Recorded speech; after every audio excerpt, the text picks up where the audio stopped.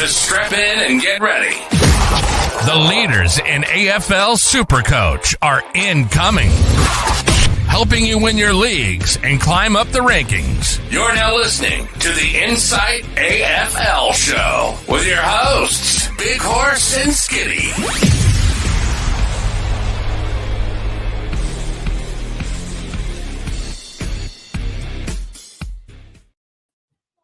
G'day and welcome to the Brownlow edition of the Insight AFL Show. I'm your host, the Horse, and with me, dressed like a dream, Skiddy. It's good to be back, mate. Oh, it is good to be back, Horse. Yes, we've been gone for about a month now, but the Brownlow drags us back in, and boy, have we been excited for this one.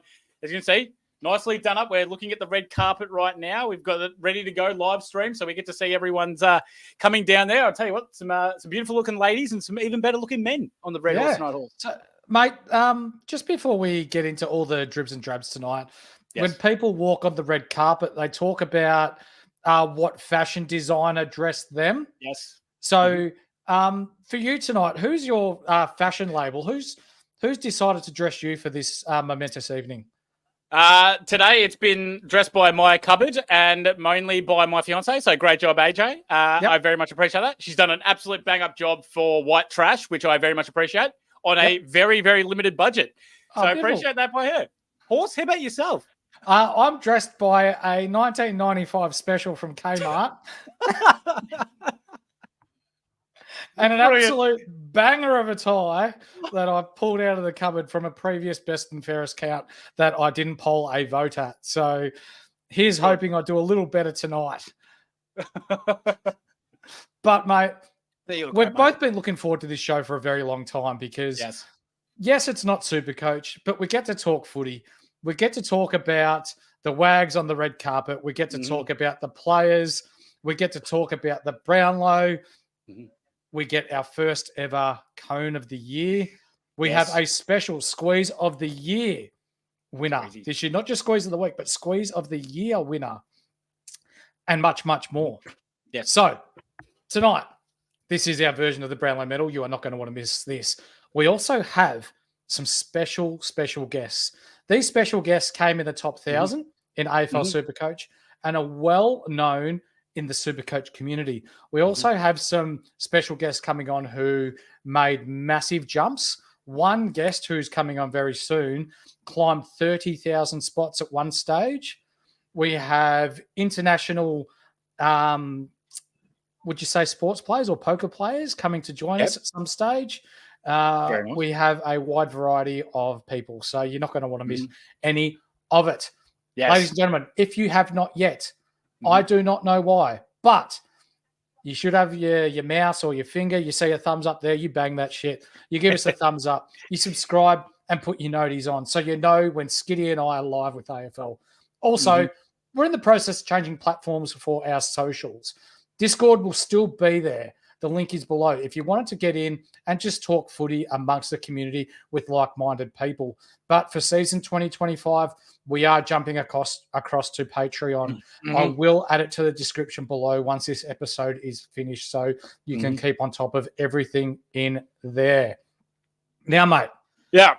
You've had a little bit of time to think about who the Squeeze of the Year is going to be. Yes. But let's not hold out any further. Here we go.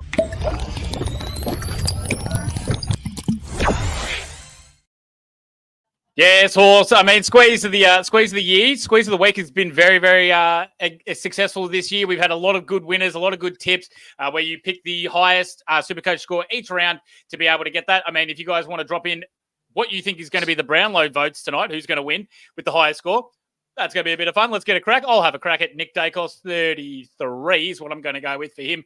But what do you, Horse? Who do you think is going to win it at what score? Campbell Chesser. Oh, well done.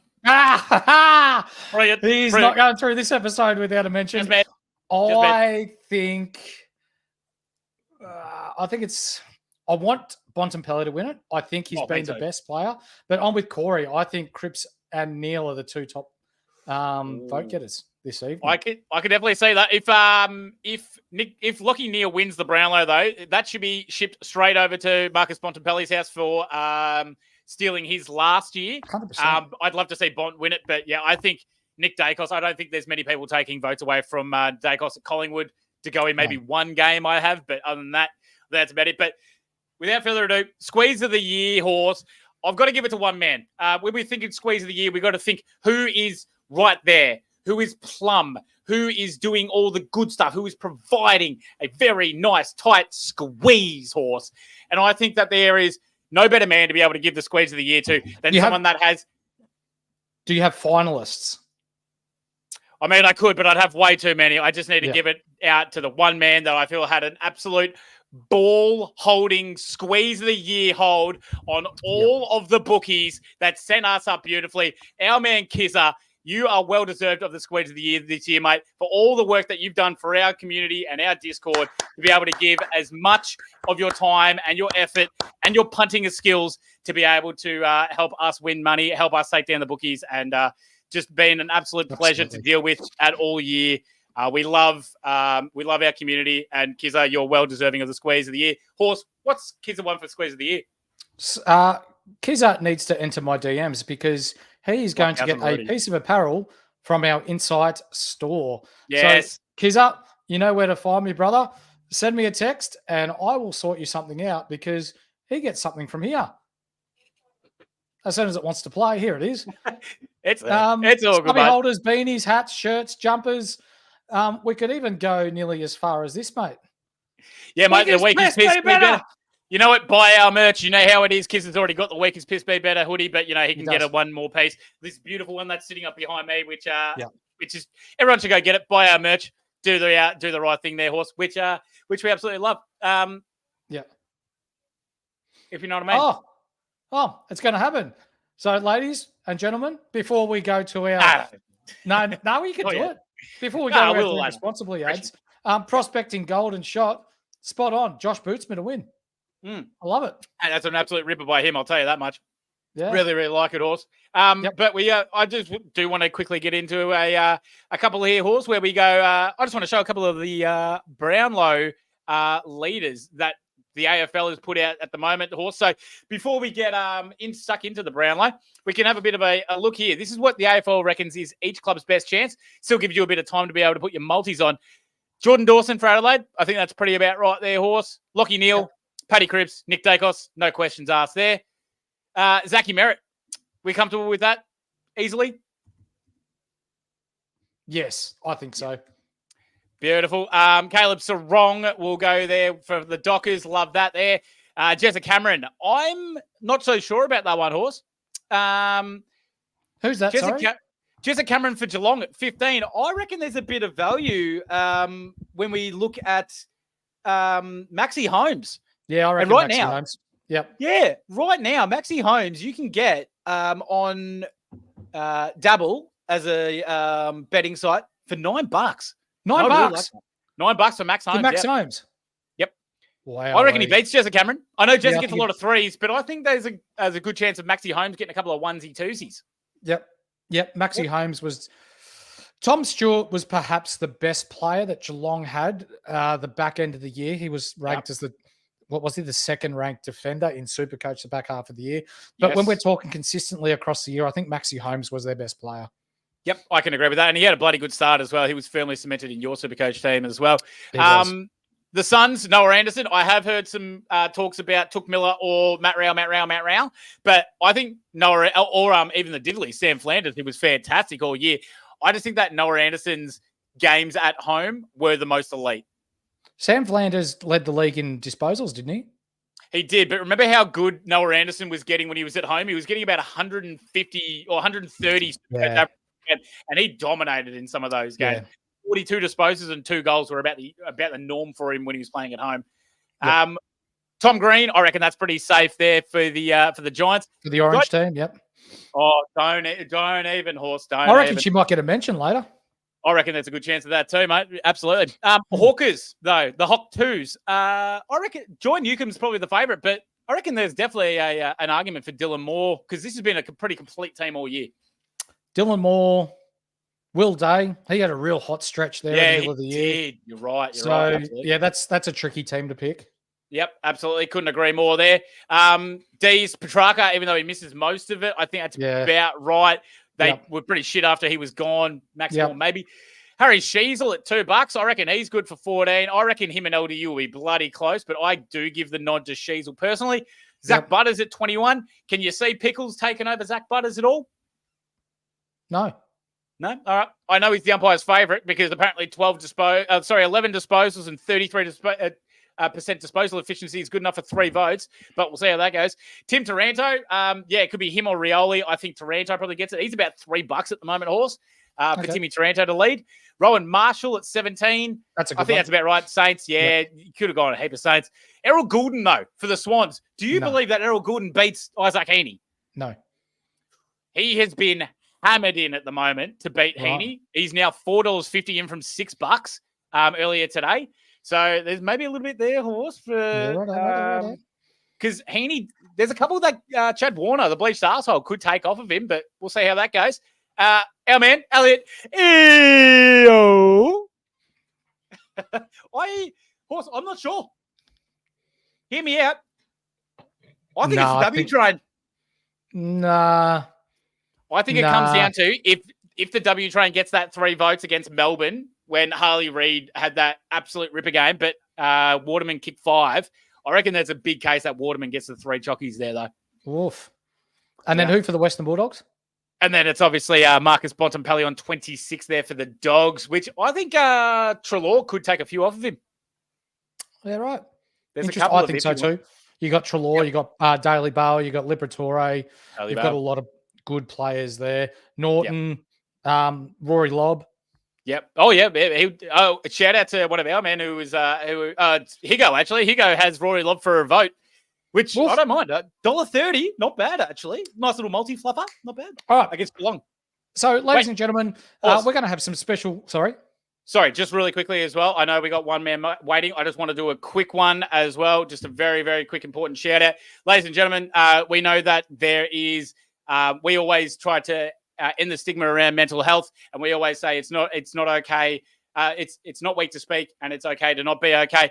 But also too, we want to be there when it's for the happy times because we're mates and we're community and we're all as one together. I'd just like to announce that as of next season for AFL Supercoach, I am going to be a dad. So, so big shout out to my fiance AJ. She's going well. Bub's going well. So we'll be, How good is that? There's going to be a little Jake Skidmore running around, beating up on little Marcus Bontempelli in the local leagues. Let's hope so. North have got an absolute recruit coming home in 18 years. I'll tell you that much, boys. Yep. Oh, absolutely. Now, ladies and gentlemen. Appreciate it. Mate, I'm so fucking stoked for you. That's awesome. Thank you. Now, appreciate it. Ladies and gentlemen, we do have some special guests that are going to join us throughout the night. We've got guests who have their own podcast channels. We have guests who are well known in AFL circles. But our first guest this evening is someone who, it's fair to say he had a bit of a shocker of a start, but he came home with a real wet sail.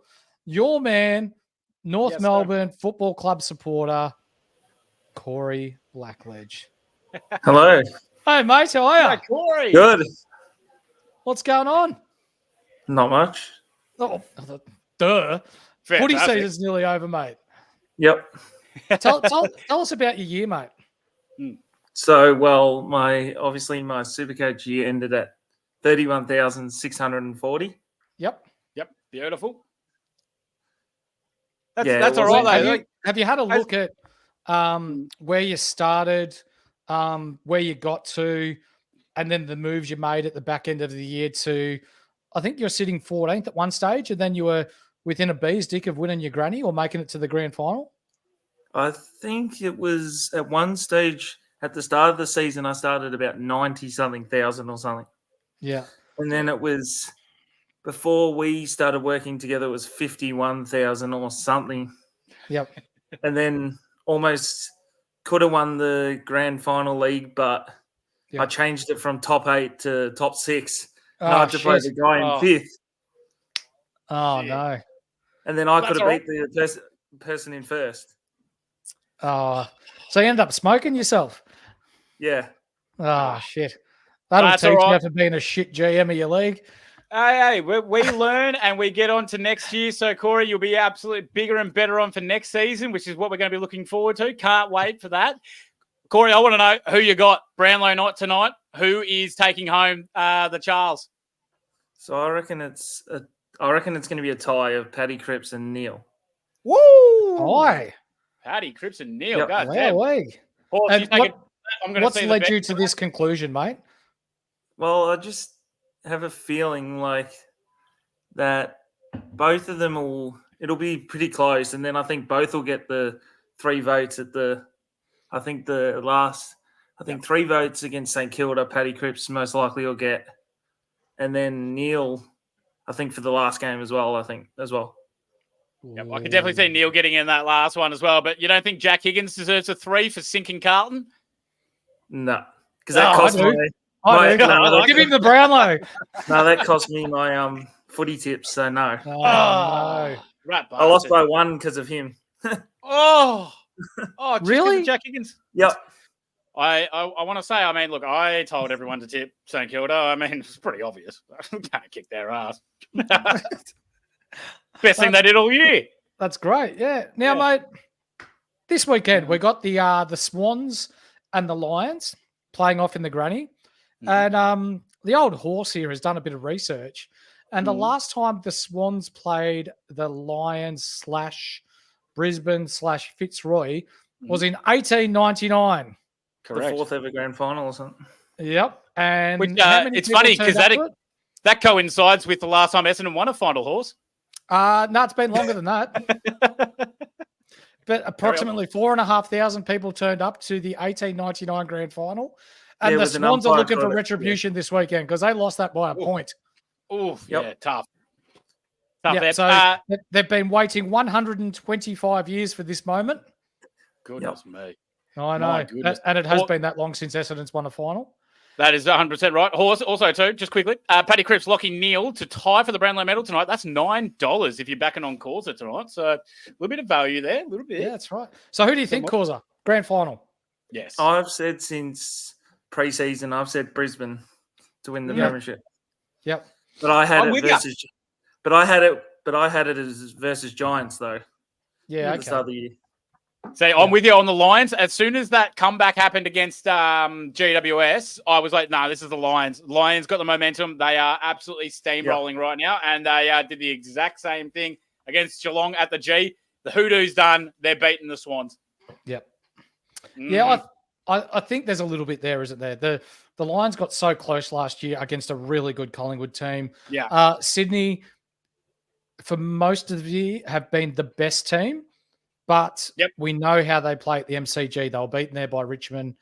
I just don't know whether they can get it done at the G in front of 100,000 people.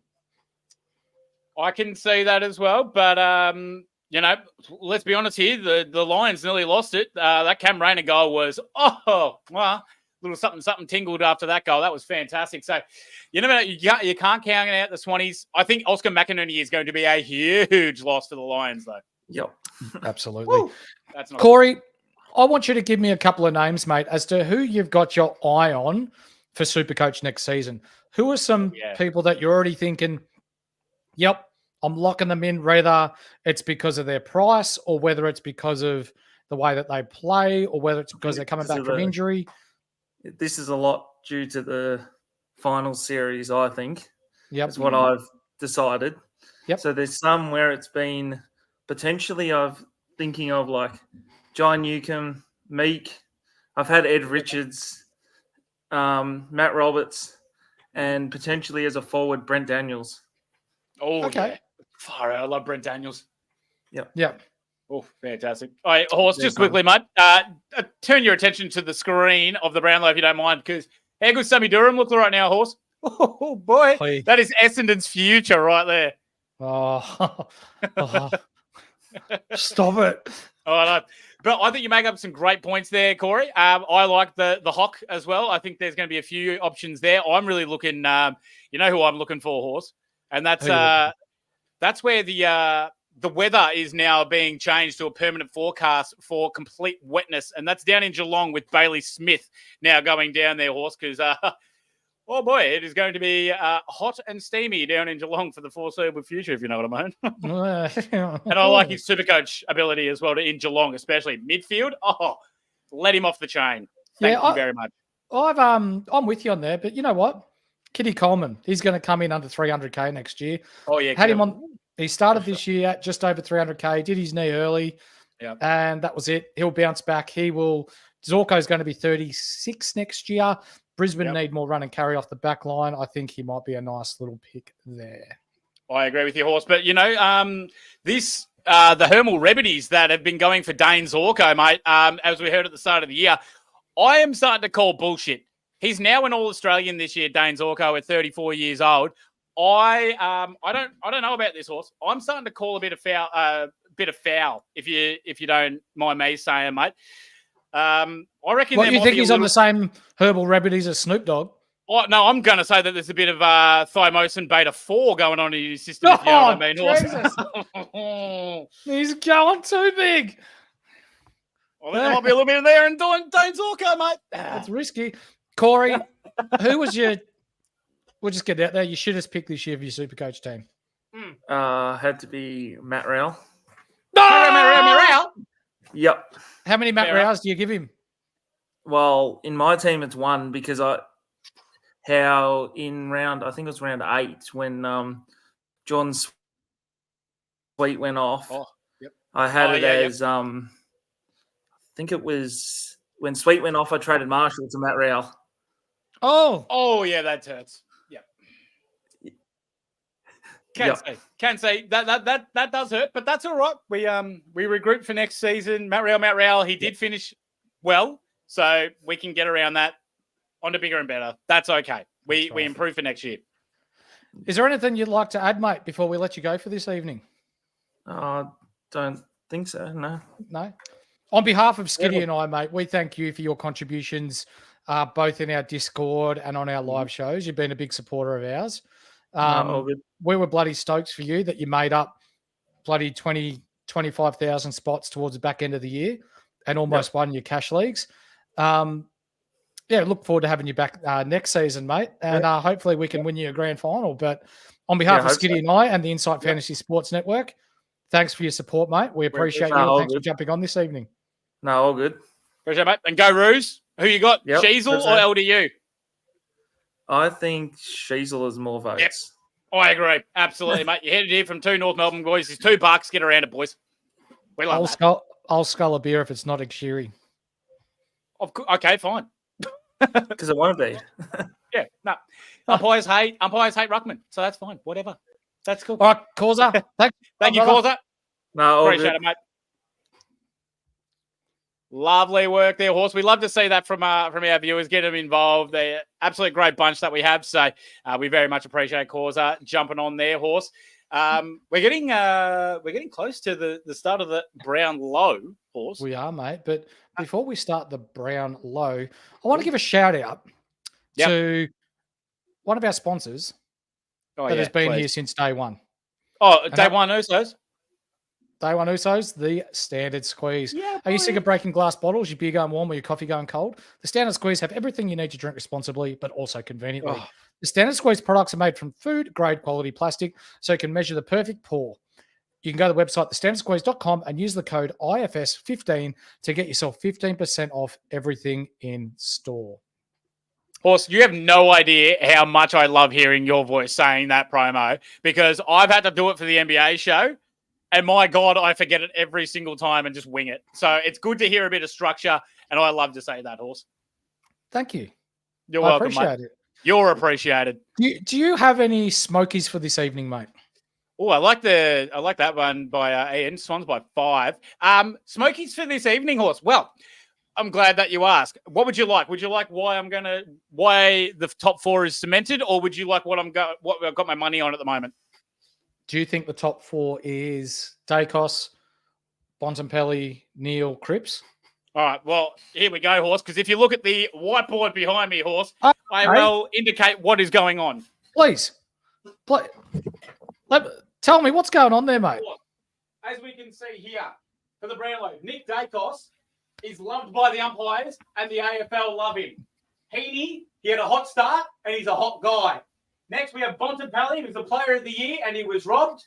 And then Cripps, he plays for Carlton. So that's where we go with.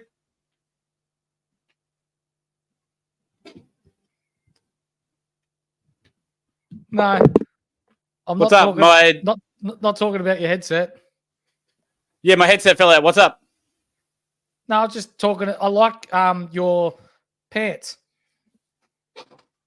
Shit. Mia Copa, ladies and gentlemen. Mia Copa. As you can see, I'm still repping the North Melbourne Footy Club, even though we suck, but that's all right. So good. Shit. Well, let's carry on. But yes, Horse, I think it's firmly going to be Dacos, Cripper, Bontempelli, Neil. Not necessarily in that order. Heaney around the mark. He had a hot start. Hot guy. Hot. How you going? My hearing's done. Let me just get back into that, Horse. But please, yes, that's why I believe. What do you believe, Horse, is going to be the top four tonight? Probably have good legs. Yeah, apparently you've got real good pins. Hey, look, I'll take any compliment I can get, mate. Yeah. So I think it's a Dacos. Oh, I don't even think Dacos is top three. I think it's Cripps, Neil, and Bontempelli. Cripps, Neil, Bontempelli. I reckon that top three is solid, as you like. But I hear think you again, which take. If you can put on a bet for who's winning at halfway. Oh, sorry, you said Cripps, Neil, Bontempelli. Yeah, I still think it's Cripps, Neil, Dacos. No. If you, and I'm not wearing any pants either, Scorched Earth, let me tell you that. I've got Deadly in all sorts of Deadly right now. I'll tell you that much. Now, if you can put a bet on for who's winning at halfway, it's Isaac Heaney. It's Isaac Heaney. Yep. Absolutely agree. Ian Johnson's with me there. I think we're about right on there, boys. Yep. God, I hope their fiance is not watching. She'll be pissed with me getting my legs out like that. That's for her eyes only. Yeah, I think that's pretty safe to say there, Horse. What else I'm liking, Horse? Let's get a bit of multis going on because we love that for our boys. Hang on. Before you do, mate. Oh, no one. Let's give the Punters Club a shout out. Yeah, Here boy. comes the money. Here we go. Money talk. Here comes the money. Yes, Horse, we love that. I can't get. Give me 2 seconds to get our Punters Club Presidente's punt on that me and him have on because I really like what we've been able to come up with for that one. It was Jordan Dawson most for Adelaide, Max Holmes most for Geelong, Noah Anderson most for the Gold Coast Suns, Harry Sheezel most for She's God, and the W Train the most for the Eagles. That is currently paying $144.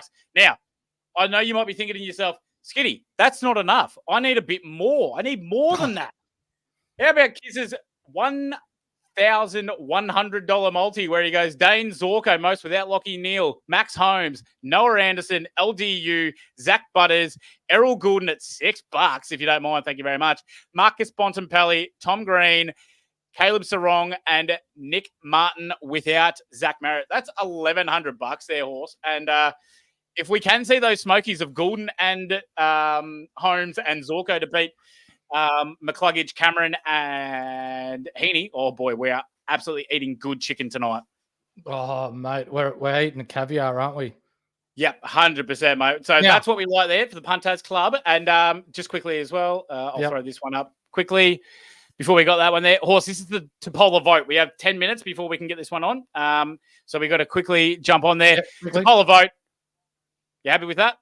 Yep.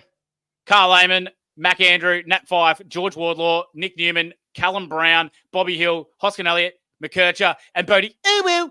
And that is paying $10. And that's just easy money, Horse, I reckon. Coin. Now, ladies and gentlemen, we saw earlier that we had Corey in the chat. Corey here as a special guest, someone who improved dramatically throughout the year. Really good person in our Discord community and also the AFL community on Twitter. Now, this next guest that we have, there is perhaps no bigger or no better person in the Twitter world when we're talking about Supercoach. We talk about the likes of Supercoach with DR. We talk about the Insight Fantasy Sports podcast. We talk about the Supercoach Hub. We talk about all good podcasters out there. But for me, this guy is absolutely one of my favorite people to watch. He is none other than the SCodfather. My man, how are you? Thank you for having me on, and thank you for those kind words. I can't come down. It's I wasn't expecting an introduction that nice. Okay, I'm very honoured and flattered. Thank you very much. You're welcome, This mate. is How are the you? GOAT. Yeah, This this is is the the GOAT. Gary Ablett Jr. of Supercoach right here, ladies and gentlemen. The Yeah, I SCodfather. just- Thank you so much. I've just done my makeup, as you can tell. So You're a solid 9.5, my man. but I didn't get a chance to dress up as sexy as you, gentlemen. So it's an honour to be on here. But one day I want to be as sexy as you guys. So when I grow up a bit younger or a bit older, I want to be like you guys. The Now- mustache is getting there. My man, how did you end up in Supercoach this year? What was your final ranking? It's a touchy topic. Now, all year my spuds didn't perform. I mean, I was ranked between 77 and 150 all year. All right, and I was very upset. Okay, I couldn't come down. Okay, but at towards the second last round, which is round 23, my spuds, they had a party. Okay, and they had one of the worst scores I've ever seen. My geez. midfielders all scored 60s, 70s. They all become professional spuds. So we dropped all the way down to 500 this year. So it was one of my bad years, but it doesn't matter. It is what it is. I tell you what, it's not a bad year if you're calling 500 a bad year, my friend. Yeah, that's absolutely bang on. Yeah, but top 10 or bust is the Yep. philosophy. Yeah, And that's magic. And we got the bust section correct, so we busted. Big swing, but that's all right. You have a crack Yeah. at that. SCodfather, it's an absolute pleasure, as many of you would agree in the chat, to be able to speak to you right now, mate. I have one and only one favour to ask you, mate. Can you please say the phrase for me, Massimo D'Ambrosio, pizza, pasta, wine? Oh my god! So it's Massimo D'Ambrosios, okay? Pizza, pasta, wine. Yes, Brilliant. I love that. Oh, shit, that's great. Now, my friend, who was your favourite player in Supercoach this year and why? My favorite player was a player that not many actually liked, which is the Governor. Not many owned him. All right, and I love the Governor. It was easy kicks, like kick outs. He had contested marks. He was brilliant. Yeah, The only problem is when I needed him the most, he wasn't there. Okay, No. he missed 4 weeks for the injury. that's I right. copped 2 dollars because of him. Yep. The last 2 rounds he didn't play again, so he made me very upset. Okay, and I couldn't recover. But he won't come again next year. He's not going to play for Abs Magic next year. He's finito. Well, speaking of that, who have you got your eyes on for next year? Have you got anyone that's in target right now? I'm liking this St Kilda young boy. Is Pow. Poo-poo, or what do you call him? Poo, what his name is.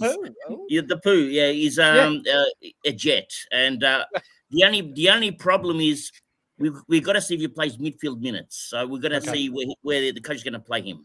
Okay, because if St Kilda are going to get more midfielders, then he's not good. Okay, he's a pass. Okay, but if he gets their midfield minutes, he's a very good, very nice. Okay, I agree. Must start. Especially if they get the likes of Jack McRae and that, it will lead into midfield minutes there. Yeah. Then again, speaking of Jack McRae, very tempting. Okay, this year, Abs Magic picked up Jack McRae. We had a choice. Okay, this is the things that make me very upset. Okay, now what happened this year, right? We had a choice. We're going to pick a Jack McRae. He just scored a 110 or something for the Dogs. Bevo came on, all right. He made a comment saying that McRae more midfield minutes. He looks good in the midfield. Okay, so he conned me in. Okay, so I said, okay, I'm going to listen to Bevo. I'm going to bring in McRae. I brought in McRae, but I was going to bring in Zorko. Okay, Zorko, the magnificent. Zorko. Okay, I was going to pick Zorko. Okay, but that week Zorko was going to play in the forward line, so I thought I'd be a genius, and I get McRae, but no, this is not good. Okay, McRae is rubbish. Poo-poo. Okay, but McRae. Make him upset. Yeah, so it hurts. It hurts. Yeah, McRae not bad. I think McRae in the midfield, cheap price. You've got to get him in. Abs, who wins this weekend? I really want the Swans to win. Okay, I want Sydney to win. Brisbane. I've got bad memories of Brisbane in the year 2000 when they knocked out Richmond in the prelim. Okay, I haven't recovered from that. Okay, so I'm very upset with Brisbane. Still haven't recovered. So I want the Swans to win. And my boy's Heaney. I like him a lot. So I want the Swans to win. They deserve. And Errol Goulden's the Turk. Okay, he's playing. So love that. Yep. Yeah, sorry, you're right. Sorry. Yeah, well, his fellow countryman. Yes. Goulden. Yes. Yes, absolutely. Okay, I forgot what my question was. Oh, yeah, you've already said it. I want to know who do you think wins? Who do you think wins the Norm Smith this year? The Norm Smith. I'm going to go with Goulden. Yeah, I like it. I think Goulden's the boy, and he's going to be unstoppable. There's no one going to stop him. He's going to run riots. Yeah, 40 touches, 3 goals. Wow, I like it. Sounds like a little multi there to me. Yeah. I like it. And lastly, Abs, before you do jet off, mate, because I know that you are a very busy person. Who wins tonight? Who wins the Brownlow? Now, I'm not going to watch this Brownlow tonight. Last year I watched it. Okay, I was going to celebrate with my boy, the Wont. Okay, and it didn't happen. Okay, and it made me very upset. Okay, I couldn't come down. So this year it's going to be the favourites. Okay, the umpires love him. Okay, and it's going to be even Lucky Neil again. Okay, or it's going to be. I hope it's not Neil again. I mean, no offense to Neil, but I think Stakos is going to win it. Yeah, I agree. But I want the Bont to win. If Bont wins, I'm very happy. Very much so. On behalf of Jake and I and the Insight Fantasy Sports people, thank you. Thank you for making time to come and talk with us. Fantastic result from our point of view for you, finishing top 500 this year. But in your words, it is a bust. So, my man, weak as piss, be better, top 10 next year, all right? Thank you for having me on. Thank you very much. Thank you, my friend, and take care. Appreciate you, go. Oh, that's amazing. Horse, that is absolutely amazing. How did that feel to weak as piss be better than SCodfather? Oh, what a man. Like, he is such a good person in the community. You can find him on Twitter. He will answer all questions put to him. And he's not one to tell you one thing and do another thing. He talks with his heart, and he's only got everyone's best interests at heart. So for me, it's a big deal having that sort of person on because he is such a good person in this community. So thank you. Yeah, 100%. And he did not have to give his time up tonight to jump on with us. He just did the kindness of his heart. What an absolute bloody legend. Love to see that. Now, before we do kick off the Brownlow medal this evening, they're about to start the votes. But we've got to get 2 of our men, our main men, in with us. I've just got to work out. Oh, let's have a look at this. Hey, the baby mama herself. What an absolute gem. I saw it. Appreciate you, sweetheart. Look at this.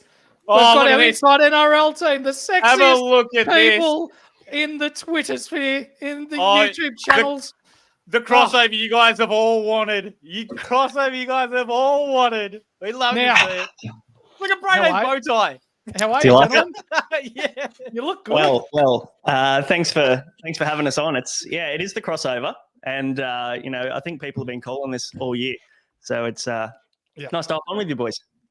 When's the Dally M? This isn't the Dally M show, is it? Oh, don't worry. Matrix, are you on mute? Ben Hunt. Because normally you've had a heap to say by now.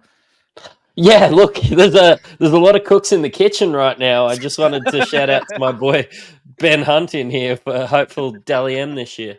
Okay. Who's he? Oh my God. All right. Well, first of all, let's crack it off. As the Brownlow medal is about to get underway, I'll ask you first, Brano, as a man that loves his AFL footy. Who you got winning the Brownlow tonight, mate? Look, who I think wins and who I want to win are two very different answers. I would love to see Bont take it out because I think he was robbed last year. I think he should have had it last year and didn't get it. I don't want to see Lachie Neale win 2 years in a row. So I would love Bont, but I think SCodfather hit the nail on the head with the referee or the umpires enjoying Nick Dacos's play, so he'll probably win. Right. I like that. Matrix? Yeah, I think Lachie Neale. I think he's going to be singing the Brisbane Lions theme song over there. The Brisbane Lions theme song is Hakuna Matata for those of you playing at home. So yeah, he's going to be singing that. So what a man! Love it. Now, with Supercoach this year, boys, who was your favourite player? Brano, you go first, mate. I'm going Harry Sheasel straight off the bat. Yes. Just as a ruse guy. I didn't even start with him this year. I think I got him in round 3. And I should have started with him. He's a lock. Plenty of exciting things to come for ruse fans, I think, with him. And for me it was probably Dunkley. He was fantastic. Got him captain a couple of times. And it's all about the Lions up here in Brizzy. Yeah. And how good Ian's nailed this one on the head. Yeah. Lachie Neale and Isaac Heaney did not poll a vote in the first round, and Matt Rao polled 3 in the first game for Gold Coast. Yes, sir. And my 2 polar vote multi is already off to a banging start with Callum Brown getting the 2 in the Giants game. Thank you very much. Awesome. Yes, sir. Boys, who wins the granny this weekend?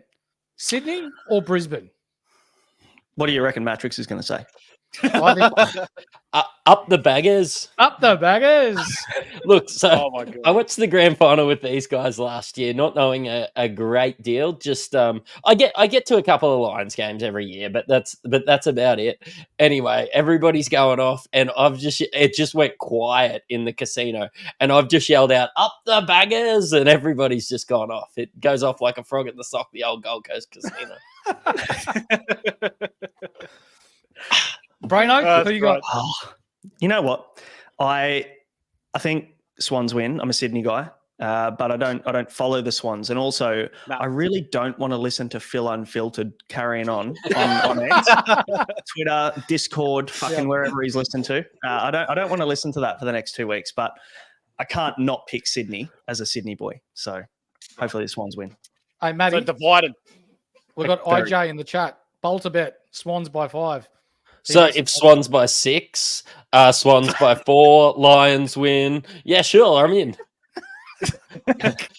He's done well there. Yeah, he's you're taking the odds there, Matty. So I like that from you guys. Well done. Sometimes it's not what you spend; it's what you save. Yeah, I've heard that before. Put it on a t-shirt.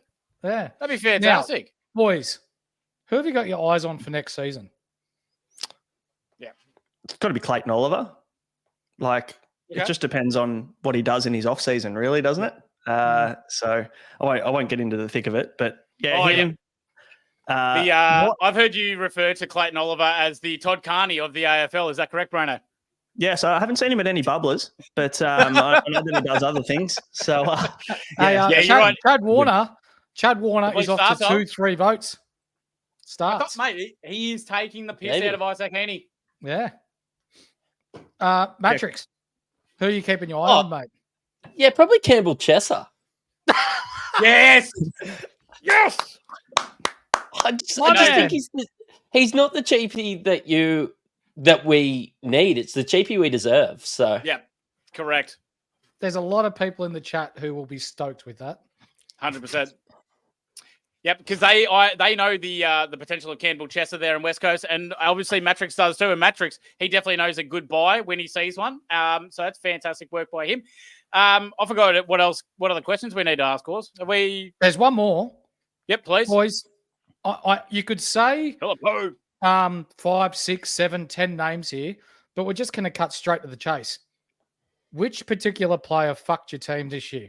Yeah. All right.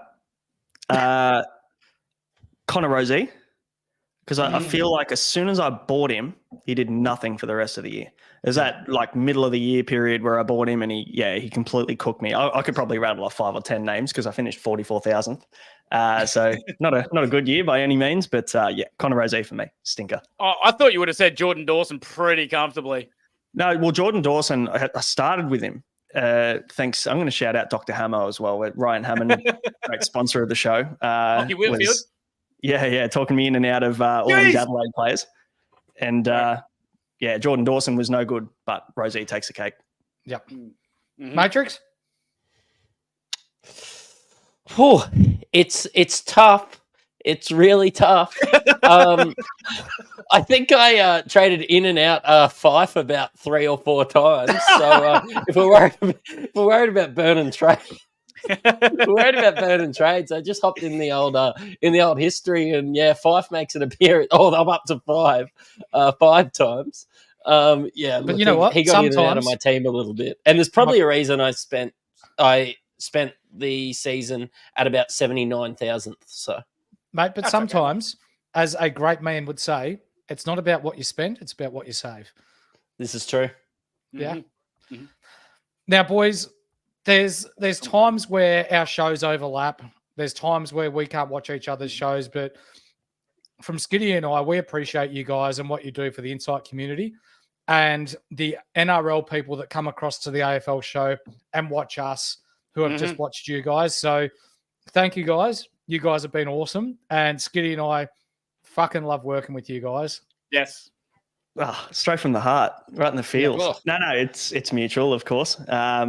We get to work together a little bit, Horse, at the end of the year, which is exciting. We've got BBL coming up. That's going to be fun. Matrix has got NBL in about 10 minutes, I think, as well. So, plenty happening. I've got to give Matrix a shout out too for the NBL. He's helped me into. I am sitting 176th at the moment. Woo! So that's my man right there. So if you need to know your NBL advice, God give it. I have not watched a second of NBL this year. He is the man that I ask for advice. So if you want top quality advice on your NBL sides, go to this man. He knows it all. Yep.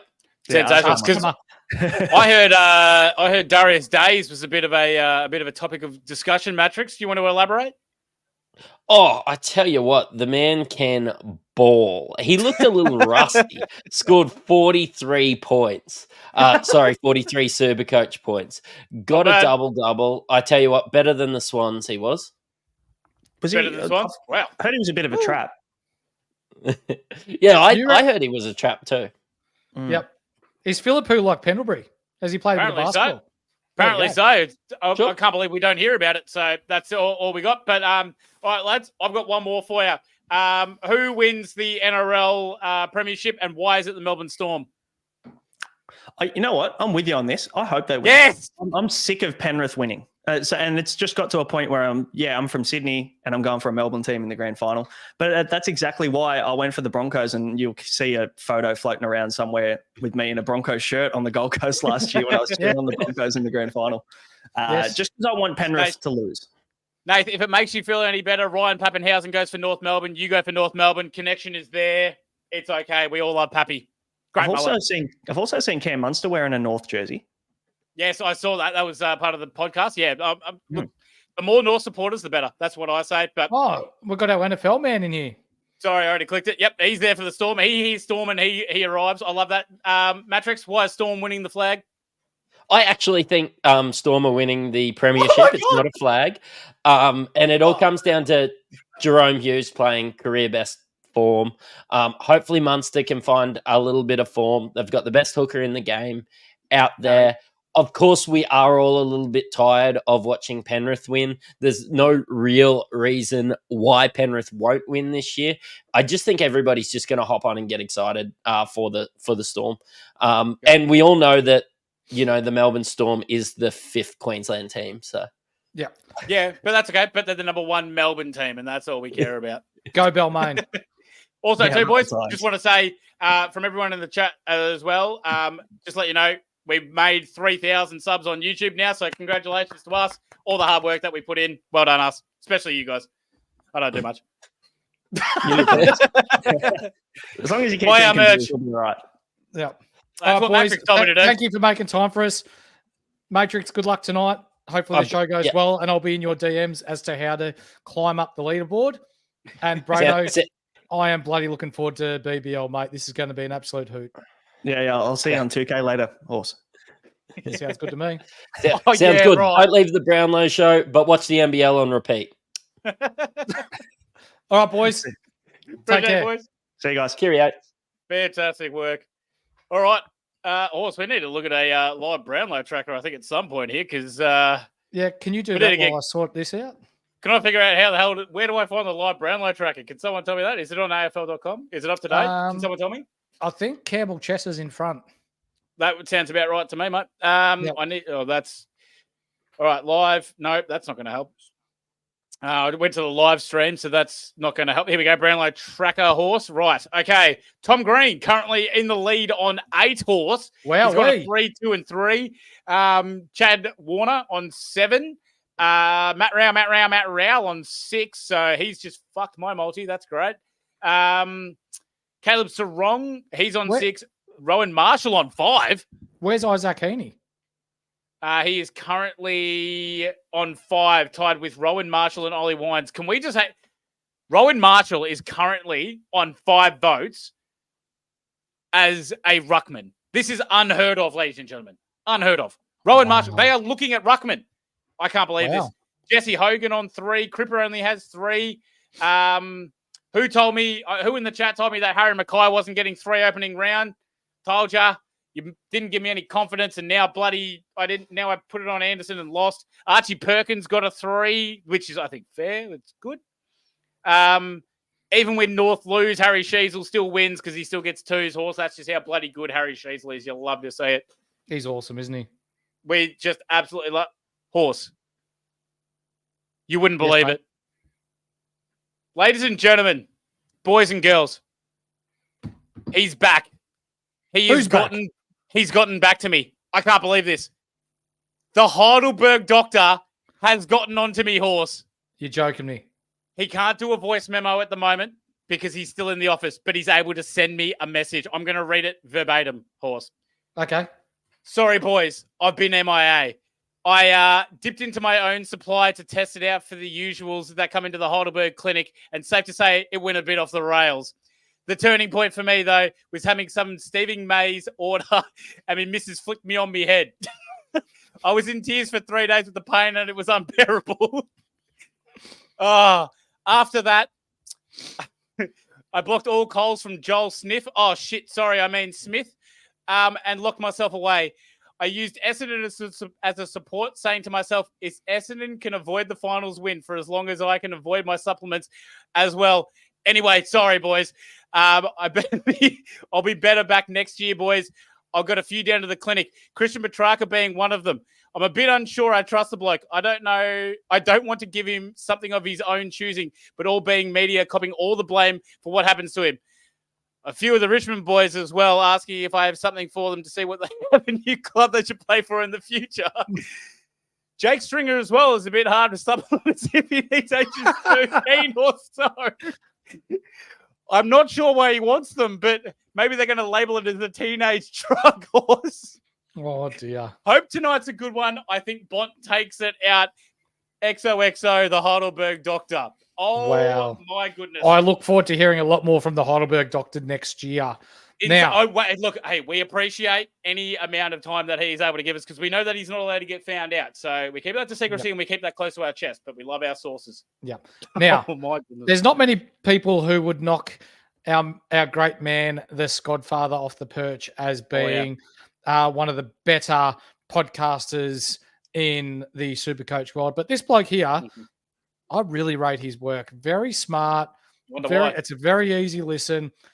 And again, speaks with the heart, doesn't say one thing and then does another thing.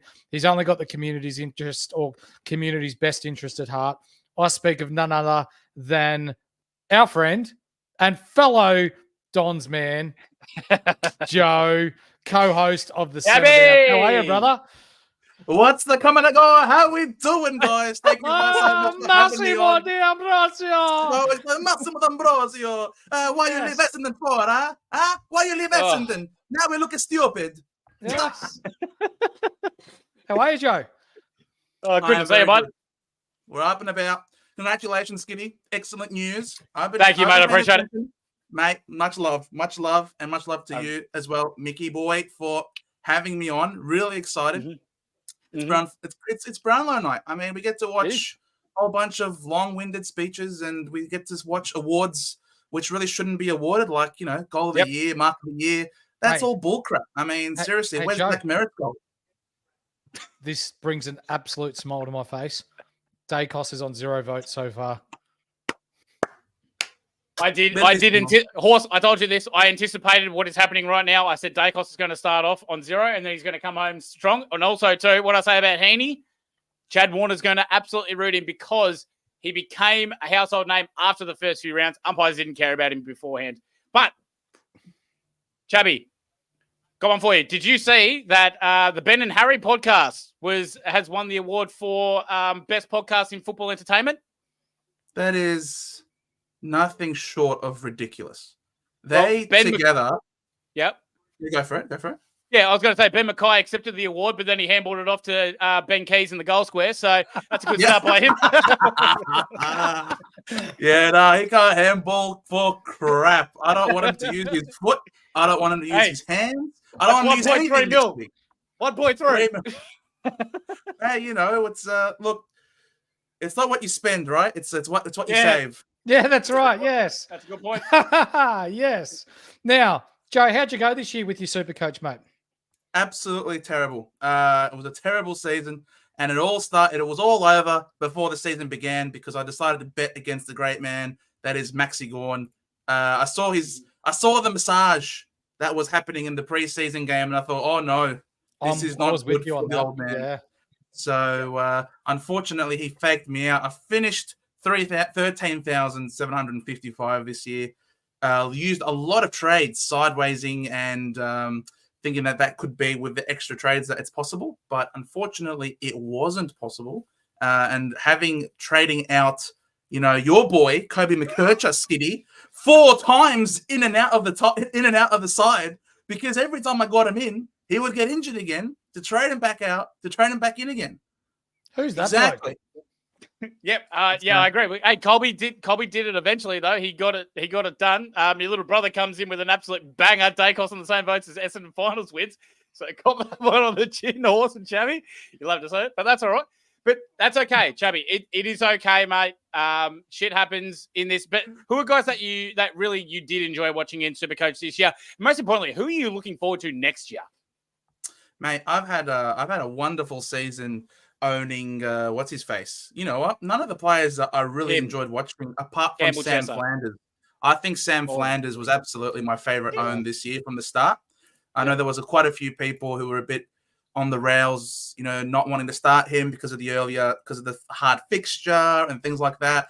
But I definitely was a big believer in sexy boy Sam Flanders, and he definitely came in really good, was definitely worth owning. Almost had the whole season over 100, which was something that we really were hoping that he could maintain throughout the entire season. Alas, not to be. Someone that I'm looking forward to starting next year. Look, I don't want to be the same as all the other people that you've had on. We need to do something a little bit spicy, a little bit different. And I'm thinking Isaac Rankin. He's gonna get that midfield forward role right from the start. It's not going to be later on in the season. He's had some injuries, which means that I think he's underpriced compared to what he can dish out. So I'm thinking maybe Isaac Rankin, if he has a mid-forward status going into next year, could be really interesting. Yep, nice one. I'm going to throw another one in there for you, Joe. Campbell Tessa, absolutely. I think if Caleb Daniel gets traded, he's an absolute premium buy. Yes, Caleb Daniel. That's a big one. Absolutely. Who else is moving teams this year? There's Smith. There'll be Jack McRae. Yeah, there'll be quite a lot of movement this year. I think next year might be the year of the mid-pricer. What did I say? W train, baby. Round 5, 3 votes. Ease. Sorry, Karen. Who, Dunkley? No, W train. Also, too, round 5, and Zach Merritt's just got his first vote. That's bullshit. And another quick one as well. Tanner Braun, it was $1.30 to poll a vote. He's on 7 at round 5. This is outrageous. What is going on? And they're giving votes to Backman. They're giving votes to Backman. Luke Ryan's on 5 votes. The umpires have heard us and they know that they don't understand anything about football. Now they're overdoing it. Luke Ryan? Yeah, man. Tanner who? Tanner Braun. No, honestly, Braun over Matt. It's actually, we saw last year how ridiculous the voting is. It's not the best and fairest. It's clearly who the umpires like to see. It's quite frankly a popularity contest. And if you're a handsome guy with blonde hair, you automatically get given a nod. Seriously. Yep. Rory Lobb is definitely getting a vote now, says Chubby Joe. Quote it. He ain't handsome. He's not pretty. Bailey Fritsch getting votes. This is unbelievable. Horse. This is unbelievable. I'm loving it. I'm loving it. Joe, It's all right. Who have you got this weekend, and who's winning your Norm Smith, mate? Yeah. Mate, I'm all on the lines. Stuff the Swans. Yes. Stuff the Swans. The Swans can get stuffed. Honestly, they can suck shit. I hate the Swans. Happily, just Pap smear, just keeps talking nonstop. Like, seriously, just back in your box, mate. I'm sick and tired of it. So I'm all aboard the Brisbane. How can you wish to see Fagan lose? How can you not want to see old man Fags get up? You know, yes, Judas Danaher wins a flag, but hey, at least Papley doesn't. So I don't mind the Lions. I'm on the Lions, and if the Lions win, it means that Norm Smith is going to go to Judas Danaher. Ooh. I can see that him being one of the difference makers. I 100% agree, but I can also see it very easily being Cam Rayner, or I'm saying a big one for Josh Dunkley. It's his game to take by the balls. He was huge last year against Collingwood, so I reckon he's got to step it up. Dunkley does too much good stuff under the radar. That's problem. Very true, actually. Dunkley is too good at what he does that it looks easy, and people don't recognize that this guy at every stoppage is guarding against 3 or 4 different players. It's ridiculous how good Dunkley is, and he is too underappreciated. But unfortunately, not enough people who know ball are actually there. I'm glad you brought that up, Joe, because if you watch the way that he guards space, but also keeps an eye on the opposition's most influential player, he is one of the most important Brisbane Lion players. Yes. 100%. 100%, without fail. So, yeah, totally hoping that the Brisbane Lions can get up. We love Dunks.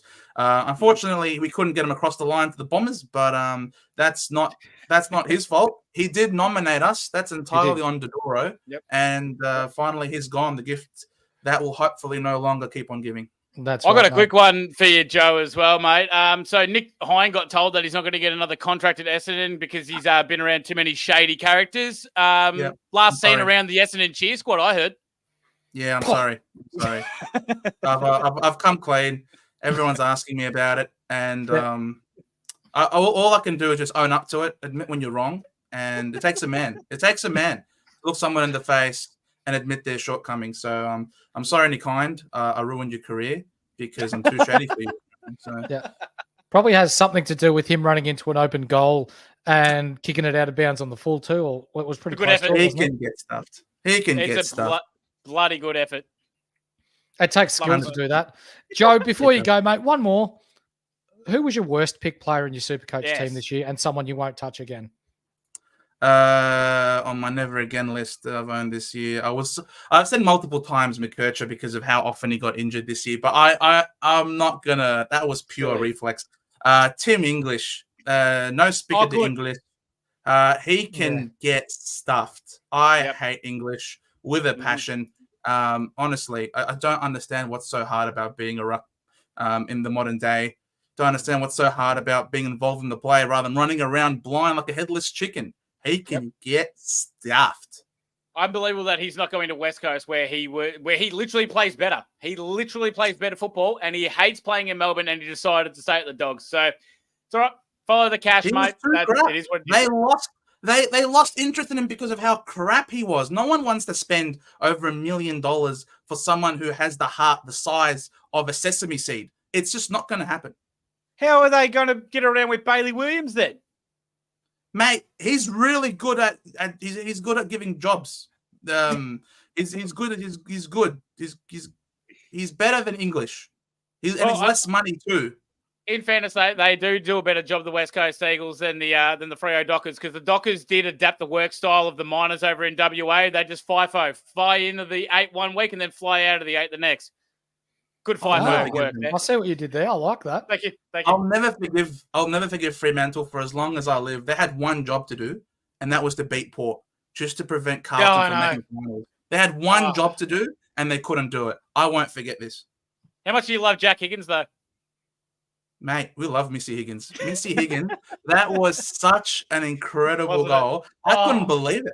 I didn't think it was going to make the distance, firstly. And secondly, I wasn't even sure. But, oh, no, Damo's in the chat. I've got to give this bloke a shout out. Another good bloke of the community. He couldn't make it on tonight because he's got a cold and he's lost his voice. And he absolutely loves the trash talk of the Freo boys. We talk Freo players quite a bit, but I actually find them missing the 8 to be probably one of the biggest surprises for me. I thought they were actually going to give this year a shake. Yeah. I had them top 4. Who cares? Let's just all point and laugh at Carlton. Suck shit, Carlton. 60-0. Shit. Get out of here. The funniest thing about Carlton is that the best player they had this year was the guy on social media, Dan Gorringe. He was their most influential player. It's actually true. It's actually true. How's Cripps doing today? No, that's rude of me, actually. Paddy Cripps, I'll tell you what, he had to carry such a tremendous load. That was a bigger load than Riley Reid's ever had to take in her career. So hats off to Paddy Cripps. Really, really courageous work by him. Oh, yeah, 100%. How's he doing tonight? He's on 8 votes tonight. I reckon he's going to win it. I've got him winning it tonight. Was my prediction from the start. I thought no one at Carlton. No one at Carlton was good this year. I thought it was legit only him this year. So I had Cripps number 1. I had Dacos 2. I think I had Neil 3 and Heaney 4. Yeah. Okay. Well, Heaney's had an absolute dog. He's had a dog of a start. Yeah. Yeah. I think they knew it. This is all retrospective. They go back, change the votes. They know he's ineligible. They can't have the drama of him winning it or being second and being ineligible. Chubby, I have a different way of looking at it, mate, where I think Heaney started to become like more of this name after he started doing this, where the media started to pump it up. I reckon they were looking at Chad Warner's games. Chad Warner was bloody good in those games. Heaney was good as well, but Chad was too. So I reckon you could have just 50-50'd it, and the umpires just went, Chad. Why would you give it Jimmy Neutron? Was Jimmy Neutron a household name? Who, Chad Warner? Yeah, isn't he Jimmy Neutron in the flesh? Have you not seen his Dropbox folders? Come on, mate. That is the bleachest asshole in the world. You know the umpires love that. True. Fair enough. Anyway, we do have to keep moving on. Joe, on behalf of myself, Jake, and the Insight community, thank you for jumping on through for us, with us throughout the year. Thank you for the content that you continue to bring to the Supercoach community. Yes. And we look forward to working with you, watching you on the Centre Bounce next year, and all good things Supercoach related, mate. So on behalf of our community, thank you for the work that you do, and keep being you, mate. We love watching and seeing what you do.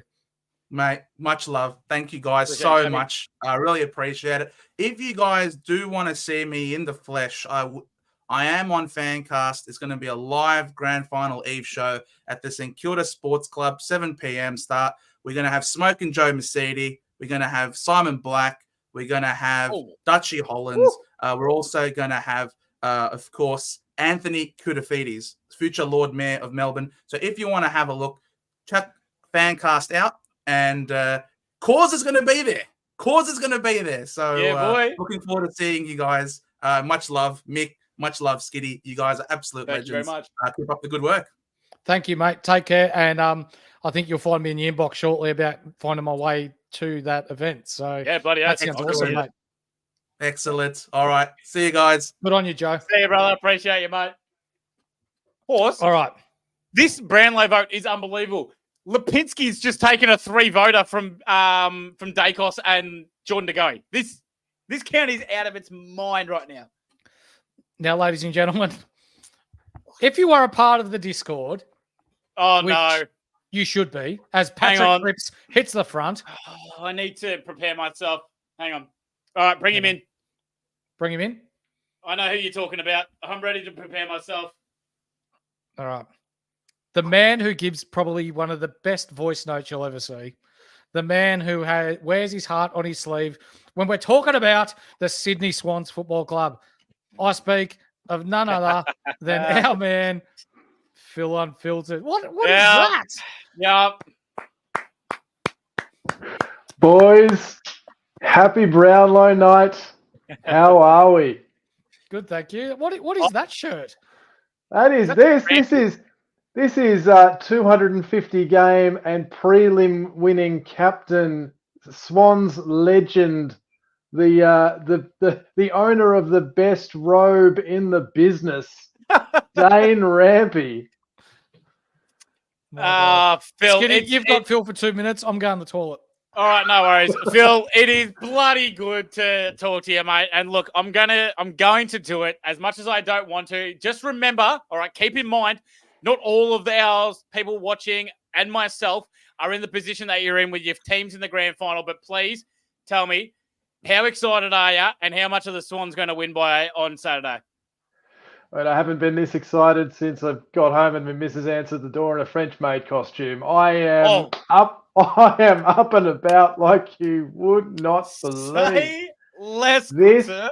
This is. I think I'd be right in saying, as footy fans, we all want to get to grand final week to win the flag, to say that we follow the defending premiers. But in terms of the excitement and the reason that we are footy fans, I think nothing encapsulates it better than grand final week and being part of that and just the day to day just build up and the tension. And I'll tell you what work. Apparently I was in an office today. I was all about it. Mate, I'll tell you what, hats off to you. You're allowed to run out and enjoy this one. Are you going to the grand final for one? I'm not actually going to be at the grand final. I've attended the qualifying final and the prelim. Can't make it to the big dance this year. That's right. I'm sure you'll be at a pub somewhere in Sydney, really cheering the boys on home. All right, just quick one. Let's just put it out there as being an obvious mad Sydney man yourself. Who is going to win the Brownlow? The Brownlow. Who is going to win the Norm Smith if Sydney win the flag? I'm going to go a bit left field. I reckon Brodie Grundy for the Norm Smith. I like that. No Oscar McInerney. Yep, big time. I think he's paying pretty good coin at the moment. I know he came in a bit after Big O did his shoulder, but that's all right. All right, love that. That's enough of that crap because you could ramble on about it all goddamn night. We don't want to hear about it all night. Let's talk Supercoach. Who was your biggest win for this season on the Supercoach? As we see, Horse's ass and his great rig. Who was your main man for Supercoach this year? Who was the guy that you went, oh, God, I don't think I can do this ever again? Oh, I reckon main man, I can't go past Isaac Heaney. Oh, surprise. Although, I appreciate that you boys gave me a bit of a pat on the back for this. I was the first and foremost on the Matty Roberts train. Yes. I'll tell you what, Phil, I got to quickly say before you carry on, a lot of what you say is a lot of Swans bias BS, and that's okay. You're allowed to do that in your own right as a Swans supporter. But my God, the Matty Roberts call was that on point, and I reckon you saved a shitload of our viewers like a lot of grief during the year because that was a ripper. I do what I can, boys. But no, the other end of that the other end of that spectrum, I can absolutely ironclad guarantee you that Luke Jackson is not touching my round 0 or round 1 squad next year. Yeah. They could give him away for free with 3 cans of paint. I wouldn't put him in my team. Well, I agree, mate. Jordan Darcy stuffed him. Who was that? Harley, goal of the year. He beats the double Dacos. And he wins goal of the year. I love that. I reckon that's Harley. That is well deserved. That was a brilliant goal. Carry on, though. Carry on. Stuff Luke Jackson. Yeah, no, Luke Jackson, nowhere near it. Yep, I love that from you, Phil. I could not agree more. We will go to who are you looking forward to next season then? That's a big question that's on everyone's lips. A lot of people. Jabby had a couple of good ones. SCodfather, an absolute couple of rippers. Campbell Chesser, obviously. You don't have to say him though, because that's an obvious one. But who you got your eyes on? Who I got my eyes on? I think, and I was certainly hoping for it this year. I think we've seen Braden Campbell turn a corner. I really think. Are we talking about AFLW or AFL? Oh my God! Jeez. I'll tell you what, AFLW, bit of a devastating situation for the Swans girls. I think we've got almost more players with ACLs than fit players at the minute. I'm more than happy to talk AFLW if you want. I mean, Flag North. As you would. The North girls are very, very, very good.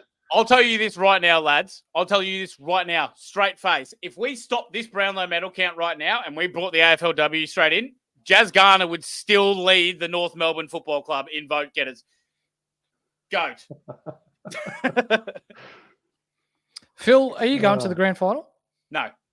No, made it to the qualifier and the prelim, won't be at the grand final this year. Devastating. I know. How many voice notes does the Discord get this week, though? Oh, how many voice notes does the Discord want? Throw them in there, mate. I am here to give the people what they want in abundance, as you know. Yeah, mate, good. You are golden tonsils for a goddamn reason. We appreciate the bloody hell out of you. It doesn't matter how biased all your bullshit is. I know it hurts a lot of us because a lot of us have had down weeks compared to what the Swans have been able to produce this season. But we do love you. You're an absolute star. And the content's just great. So just keep being you, and I'm going to keep hating it. Thanks very much. And look, that's what makes it so good, is that I know I managed to get a wide range of reactions. Mm-hmm. But look, in all seriousness, that Discord has been just joyous from start to finish. There's been some great rivalries built up. I have to take the opportunity to shout out my boy Azadoxian, just one of the best blokes you'd ever want to meet, who went through one of the hardest 2 minutes of football in his life on Saturday. But, Bleached Earth, and of course, Mrs. Bleached Earth, massive Golden Tonsils fan. Mm-hmm. Cole, yep. All the boys in the Punters Club, just, it's a good time in there, boys. Absolutely. I haven't even asked you yet, though, Phil. We've got to quickly just round track. Who you got winning tonight? Tonight, I'm on the ABD train. Anyone but Dacos. I think Cripps gets. I think Cripps gets it. Yeah. Fair enough. So, I mean, hey, Dacos ain't looking great, and Cripper is absolutely flying right now. But we know this is the point in the season where Dacos starts to pull his finger out. Yeah, I heard you mention just before I came on. I'm a bit surprised that Chad's beaten Heaney out of the blocks like he has. Heaney is now winning. Heaney's now leading the Brownlow on 14, Cripper on 13, Tom Green, Christian Petrarch on 12. Matt Rao, in an unbelievable turn of foot, is on 11, tied with Caleb Sarong and Chad Warner, the bleached arsehole. And then it's Zach Merritt and Noah Anderson. So this is about when Matt Rao shits the bed. Yeah, I believe so. Also, too, what in the hell was Tanner Bruin bloody paying for Geelong's leader in vote getters? Because someone tell me, this is fucked. He's on 7. Someone tell me how Tanner Bruin, what he was paying, because he has no business in winning. I'm pretty sure I saw before someone said Tanner Bruin got 3 votes with 18 disposals. There it is. Braun getting 18 disposals was about 10th best on for the day for Geelong at GMHBA, and he gets 3 votes. Unbelievable. You reckon that was just the umpires going, boys, we're at GMHBA. Can we just get the hell out of here? Just tick any box. Yeah, probably. It's going to take us 3 hours. Not as bad as going to the footy in Canberra, Phil, let me tell you.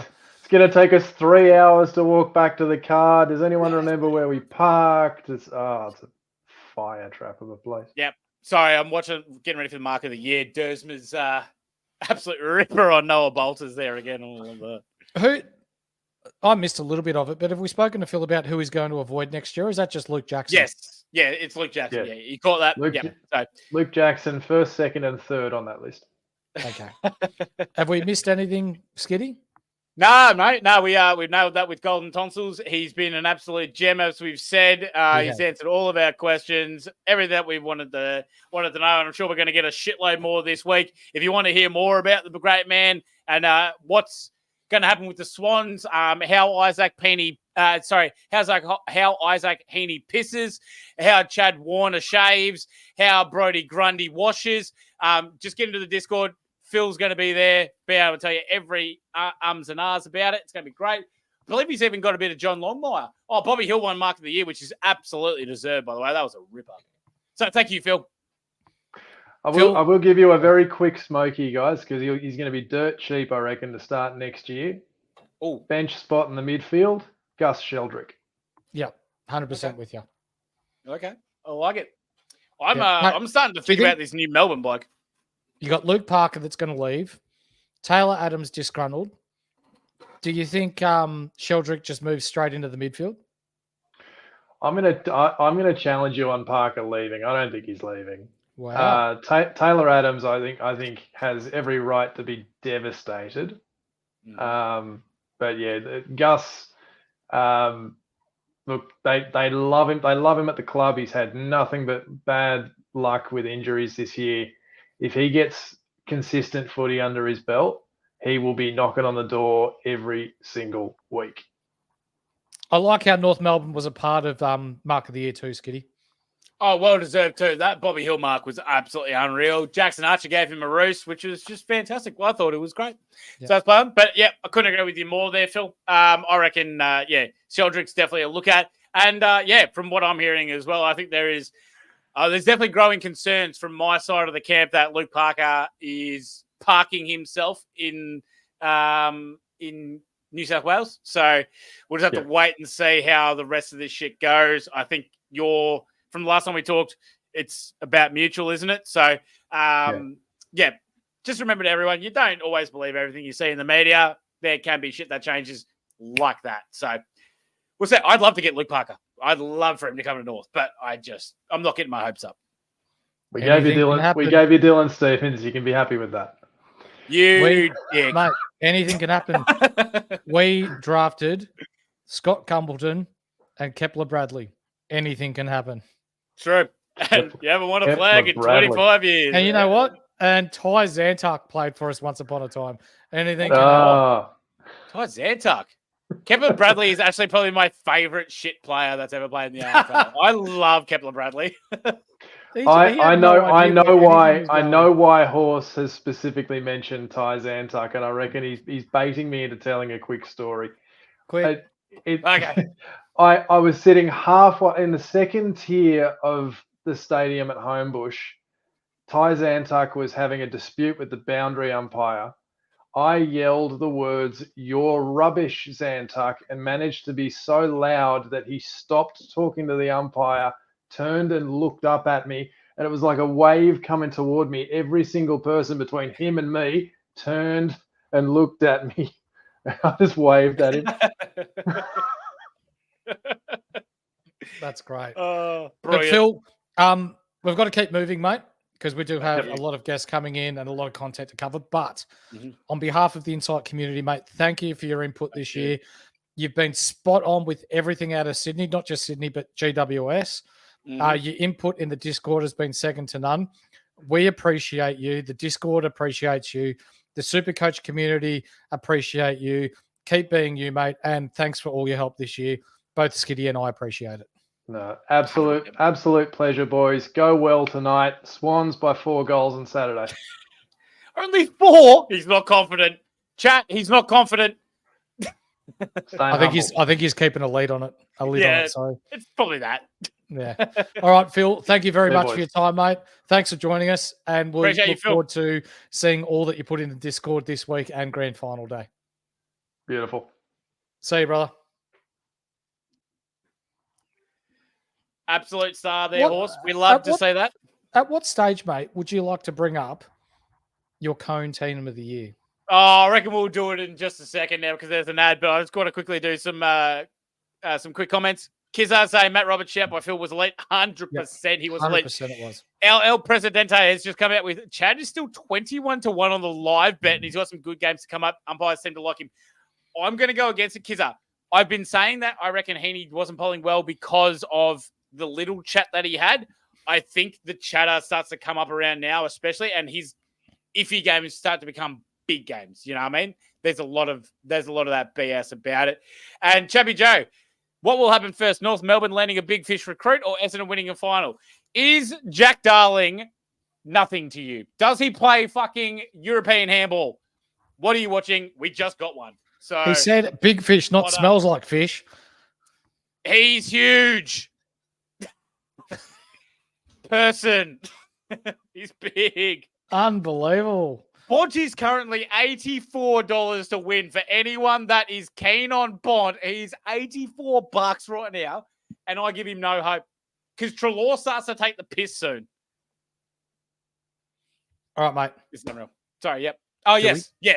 Now, you're right, Horse. Ladies and gentlemen, please. We usually leave this towards the end of the show, but we've got some ads. We're nearing halfway in the Brownlow medal count, and we thought we'd get it on mid-count because then the viewers at home can get a really good look at what's going on with perhaps one of the prestigious teams to ever be picked. This team has never been picked before. And for those of you that have watched throughout the season, you know that when our man flicks his hat backwards, he puts on the serious face, even Oprah Winfrey starts shaking in her knickers. You know what time it is. I know what time it is. Ladies and gentlemen, you've got it. It is Cone of not just the week, but Cone Team of the Year.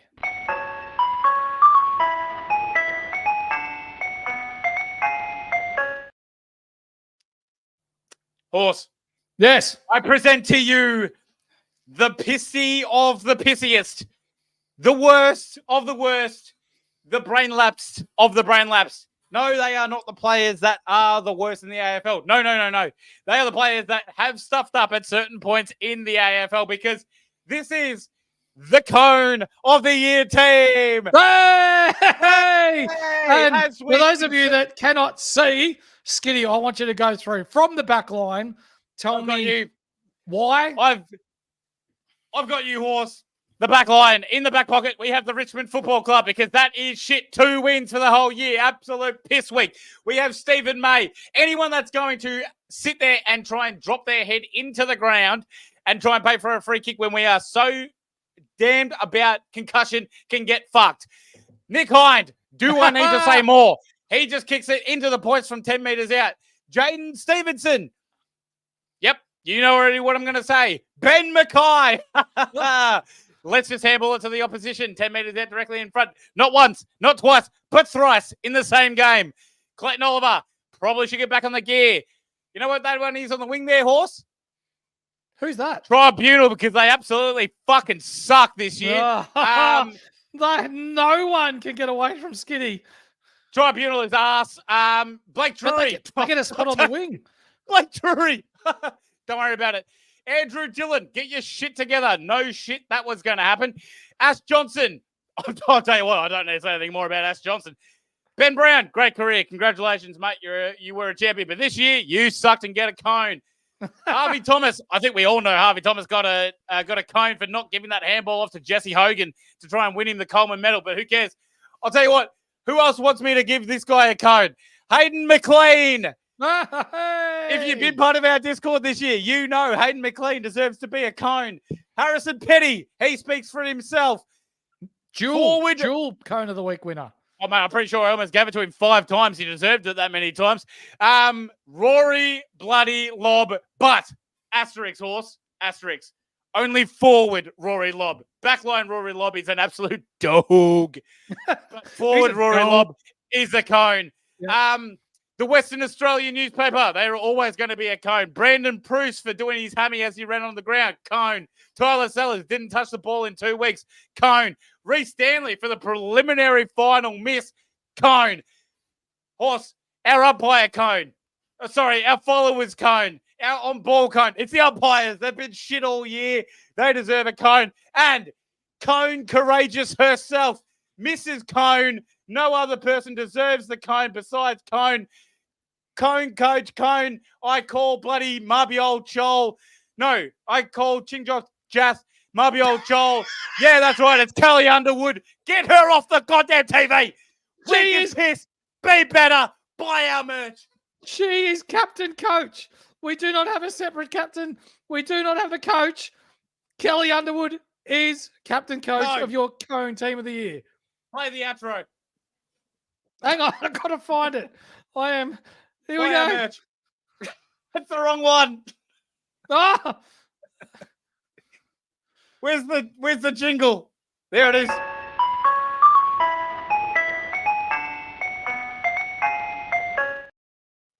Merch our buy. Oh, mate, that is an elite team of the year. Tell you what, they earned it. They earned it. Oh, yeah, Ian, you're right. Yeah, put the straw drinker in there. He can sit himself on the bench or something like that. He was. My God.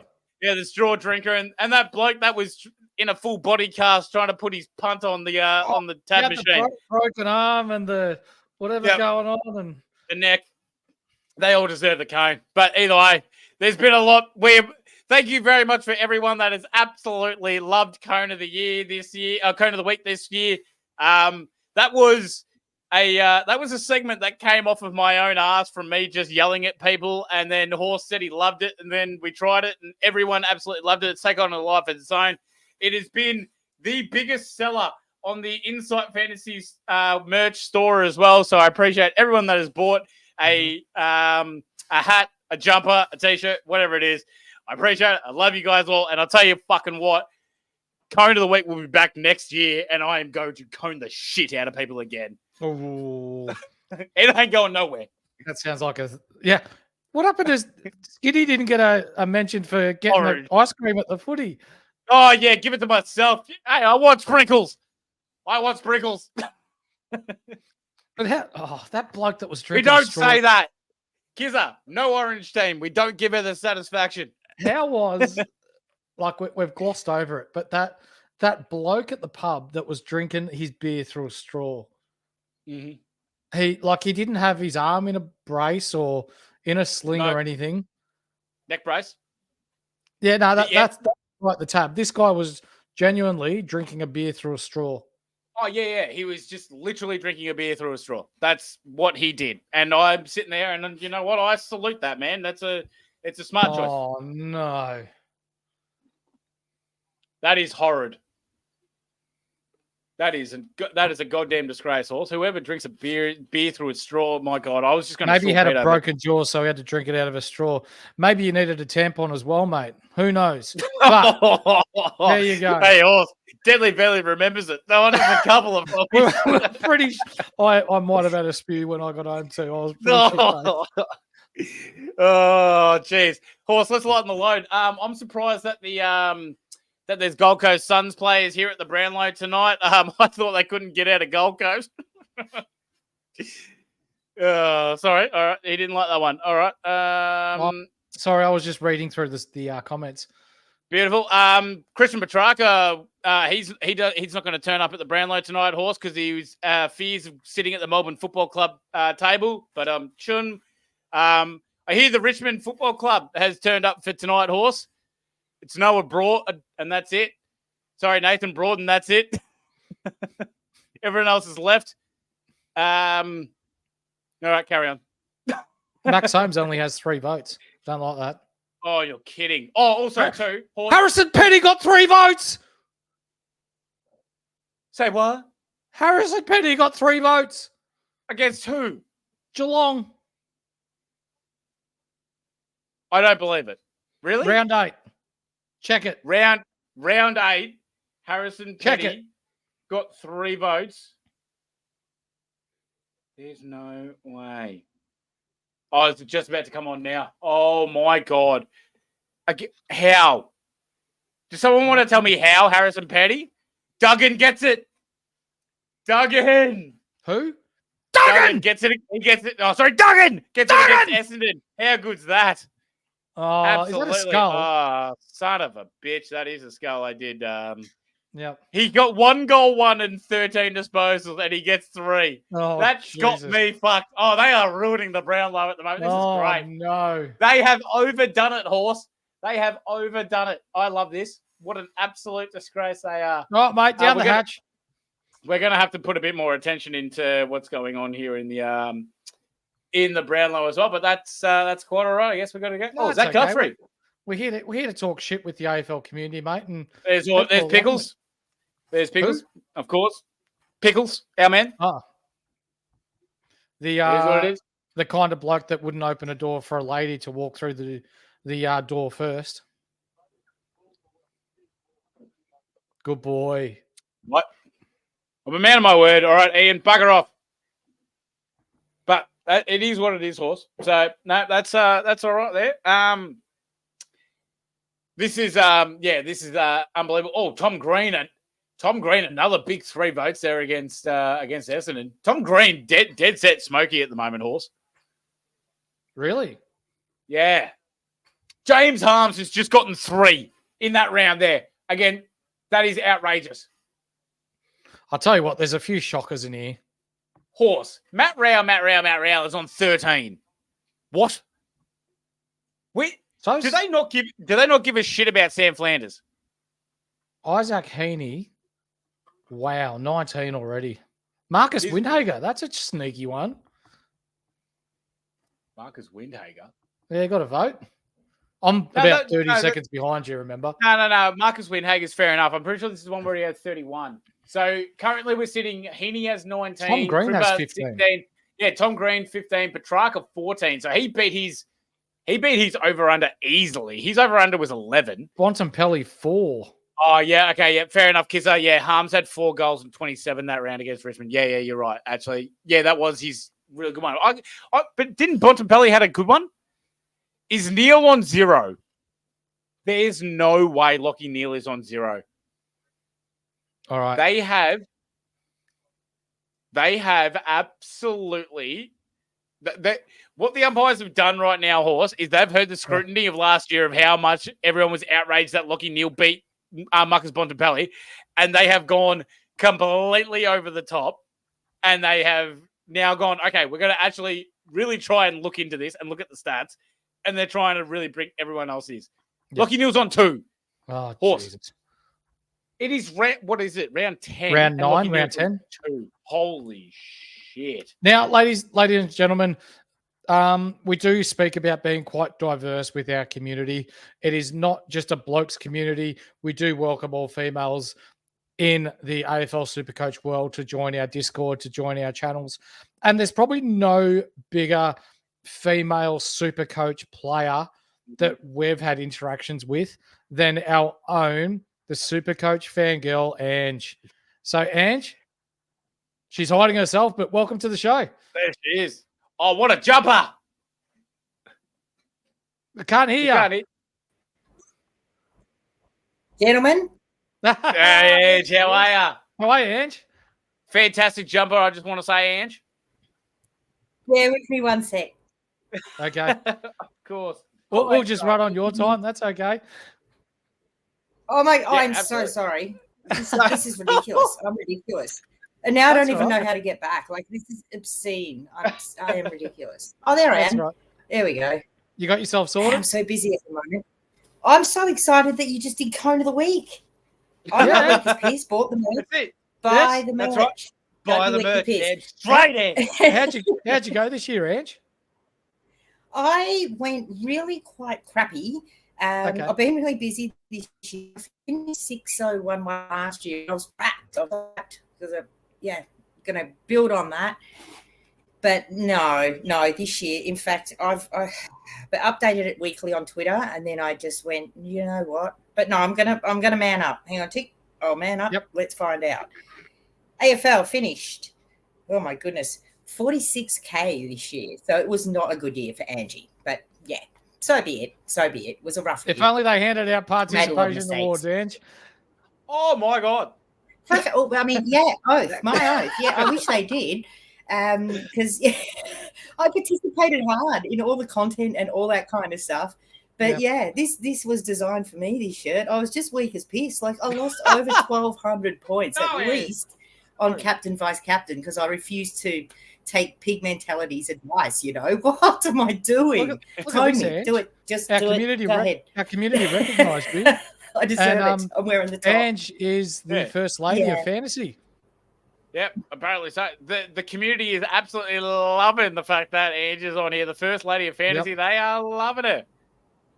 So it's okay, Ange. We bounce back. We regroup. We be better next year. So you said that someone that there's people that you weren't happy with this season. Who are they? Who are you not drafting next season? Who's on your list where you're like, nah? Sorry, lads. My internet lately has been terrible. I'm sorry about that. That's okay. quite all right, Ed. Who are you not liking? Who are you avoiding next year? Everyone in the ruck. English. Yeah. Not starting English next year. He was hard-hold, really hard-hold. That seems to be. He's been mentioned multiple times throughout our show tonight.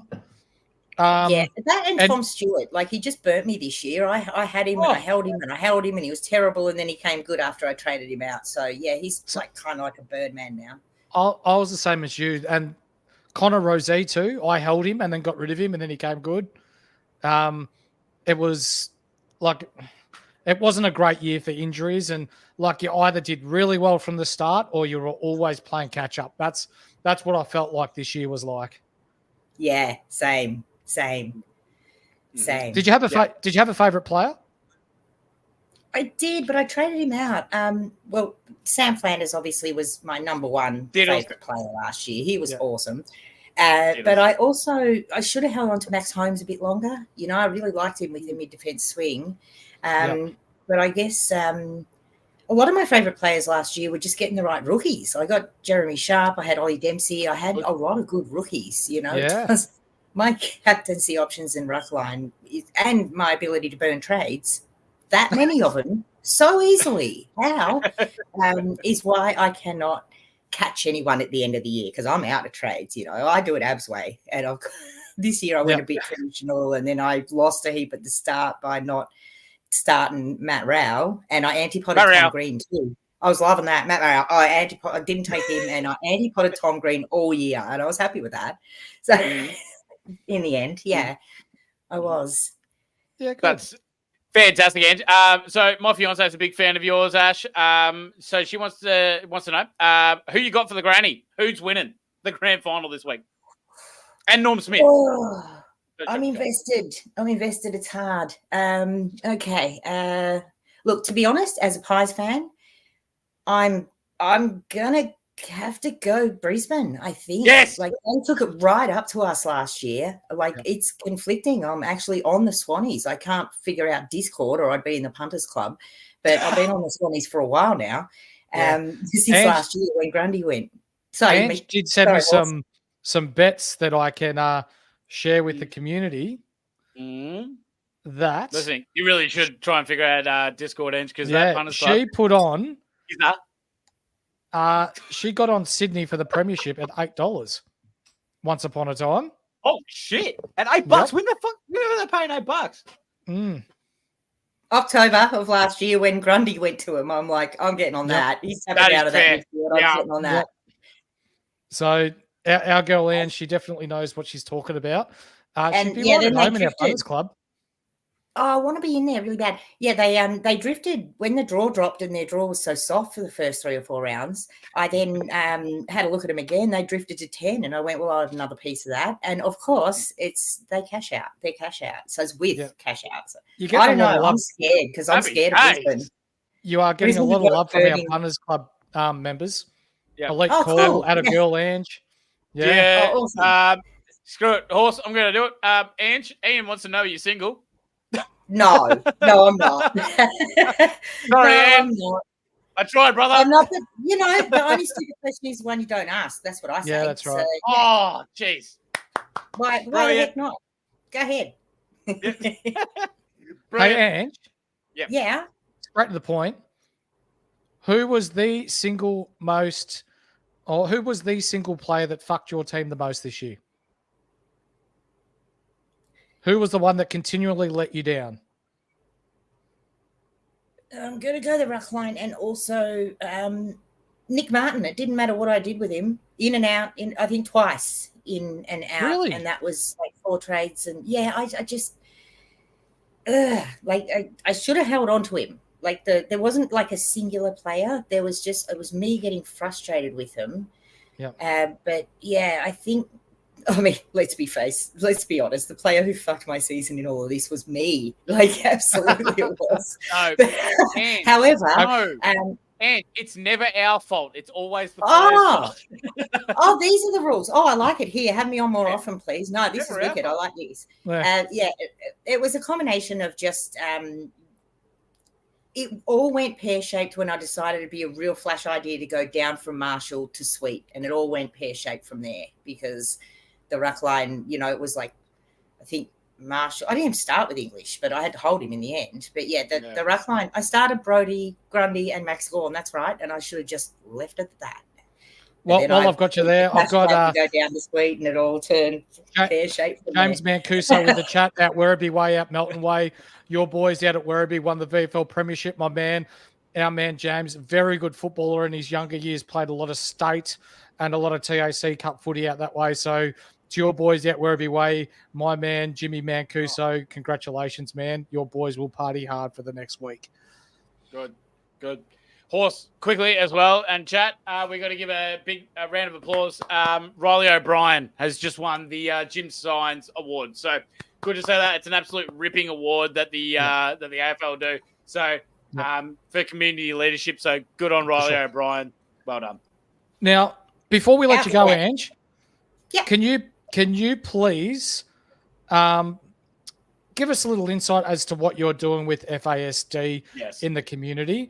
And like I know from personal experience and seeing what you're doing in the community, it is bringing a massive awareness. FASD being fetal alcohol spectrum disorders. That's right. Yeah. Can you tell us a little bit about that and what you're doing in that space? I can, yeah. It's fetal alcohol spectrum disorders. So some people know about fetal alcohol syndrome. This is fetal alcohol spectrum disorders. So it's a really, really common and prevalent invisible brain-based disability. Like, it's invisible in most. And it used to be that, well, you know, through the 70s and all that, we just didn't know what prenatal alcohol exposure did to a bub. Now we do. And this is not, and I'm going to hashtag no blame ladies this one, because you know, I'm going to lead with, we now know, and I'll keep it short, the national guidelines now, and they only changed again not that many years ago, state that no amount of alcohol is safe during pregnancy, and that's like any amount at any time, and even before pregnancy is confirmed. So the problem is that it's you know, my son is 15. He's my biological son, and he has diagnosed fetal alcohol spectrum disorders. He's got diagnosed FASD.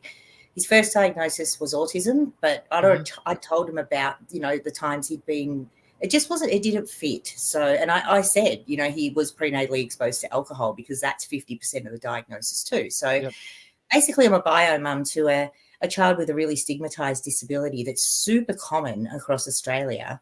And it's probably pertinent tonight. I'm gonna give myself a pat on the back here, and you know, and there's a lot of other good people across the country that are doing this too, working really hard. So any alcohol product must mandatorily carry like a warning. So if you guys have got a beer there now, it'll have a pregnancy red, white, black warning label on it. That's because of FASD. It's just that common, and wherever alcohol goes, it'll follow. So we only just know very recently that it can be caused in such low amounts, and before ladies even know that they're pregnant. So, you know, and it's prenatal alcohol exposure is never malicious. Like, I get up on big stages. I got my first standing ovation from midwives the other day, and I'm presenting at Jeff Shed tomorrow. So, like, I'm a bio mum. I'm the only one that gets up and says it on the big stages. I do it so that it was a lot lonely for me. My son's 15. So I do it so that other women not feel alone. And mostly I do it for the kids, because it's invisible and kids start struggling at school. And so correct diagnosis, always the best diagnosis. And it is everywhere. So No FASD Australia is the place to go. And they also have a confidential helpline for any women that might be concerned. And we man that all of the time. So I've got this little thing, and you probably can't see it, but the blue one, sorry, where am I going?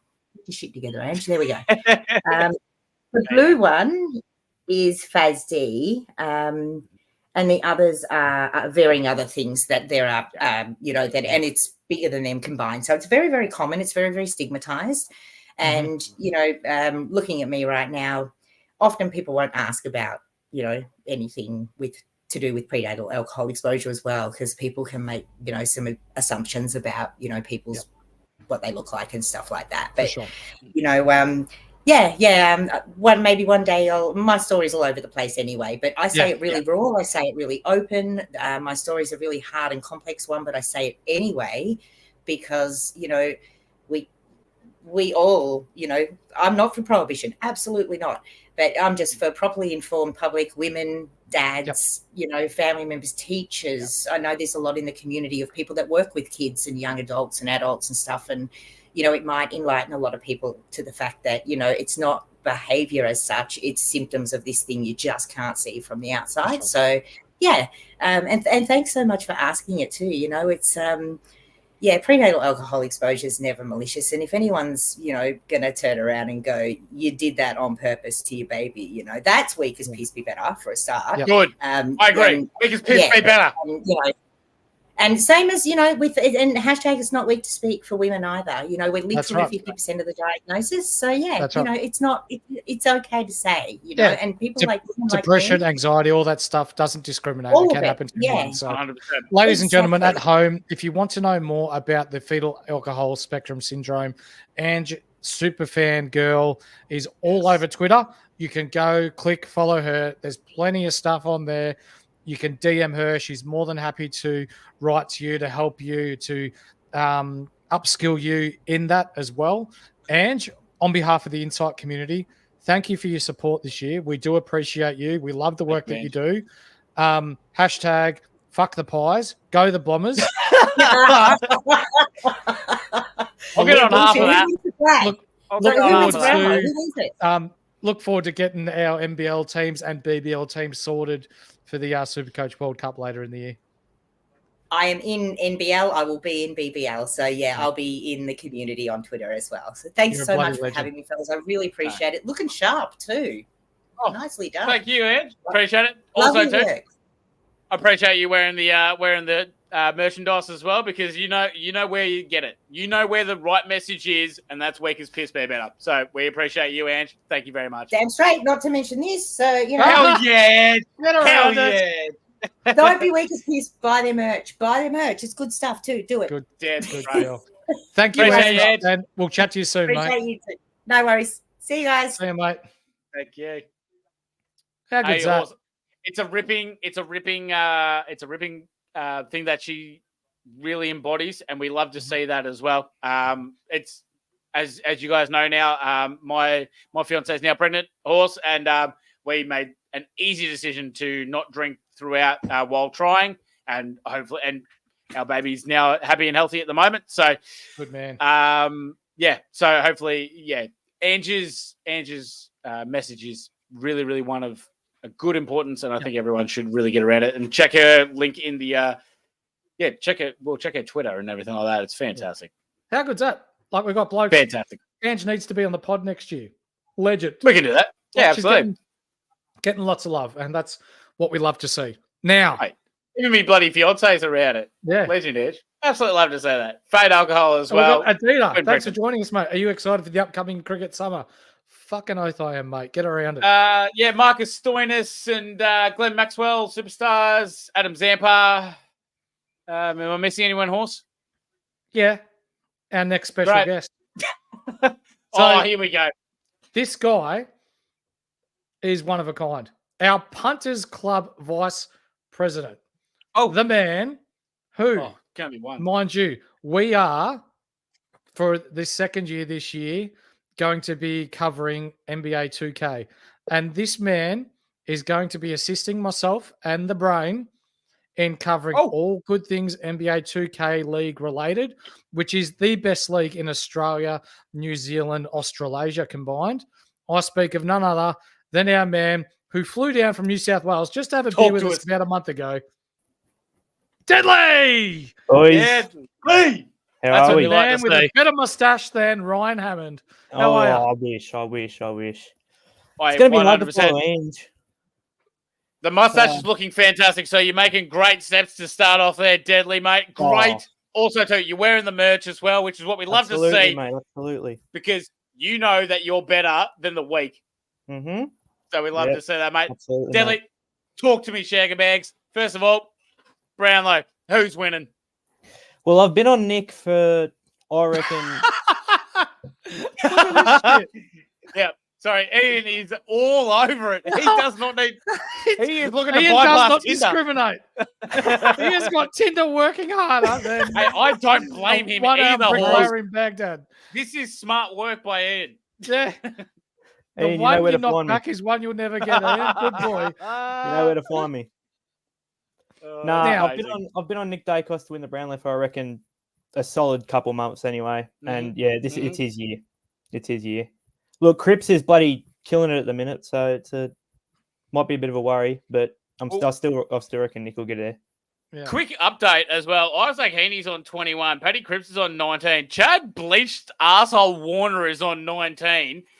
Tom Green's on 16. Christian Petrarca's 16. Matt Rao Horse, unbelievably, is on 16 at the moment. How? Nick Dacos, 15. Adam Treloar is pissing on Bontempelli right now. He's on 14. Uh-oh. He's cooking. It's going to be Big old. But yeah, so you reckon Dacos has still got this in the bag, Deadly? 15, and this I reckon is where he starts to just go 3-3-3. All I don't think he stops. Yeah. He's $5.50 at the moment. Sorry, Paddy Cripps just hit another 3. Oh, sorry, no. Nick Dacos is $5.50 at the moment. This is value, ladies and gentlemen. Value. Jeez, I'm a degenerate punter, and Treloar at 151 right now is seriously staring at me. Oh my God! He does finish the year well. This back half of the season is insane, and if they're not respecting Bont and they're respecting him, I don't know. Yeah, that's right. I can see a world here. Hey, you're not wrong. You are not wrong at all. Deadly, who was your pick of the best this year, mate? Who was your favourite player for Supercoach? I don't like to say the same as other people, but I'll give you 2. Okay. Kyle Oman, because I brought him in. Yeah. Brought him in round 3 or 4. He scored me a couple hundreds, and I sold him off for about 400k profit. Loved life. Yep. Oh, and then I'll have to shout you out, Jake. Dylan Moore. Thank you. That was lovely. Brought him in round 7, kept him the whole year, never disappointed. That was great. Tell you what, I fuck up a fair bit, but Dylan Moore is one that I will absolutely pat my back on. Bailey Dale. Sorry, Daily Bale. Oh my God.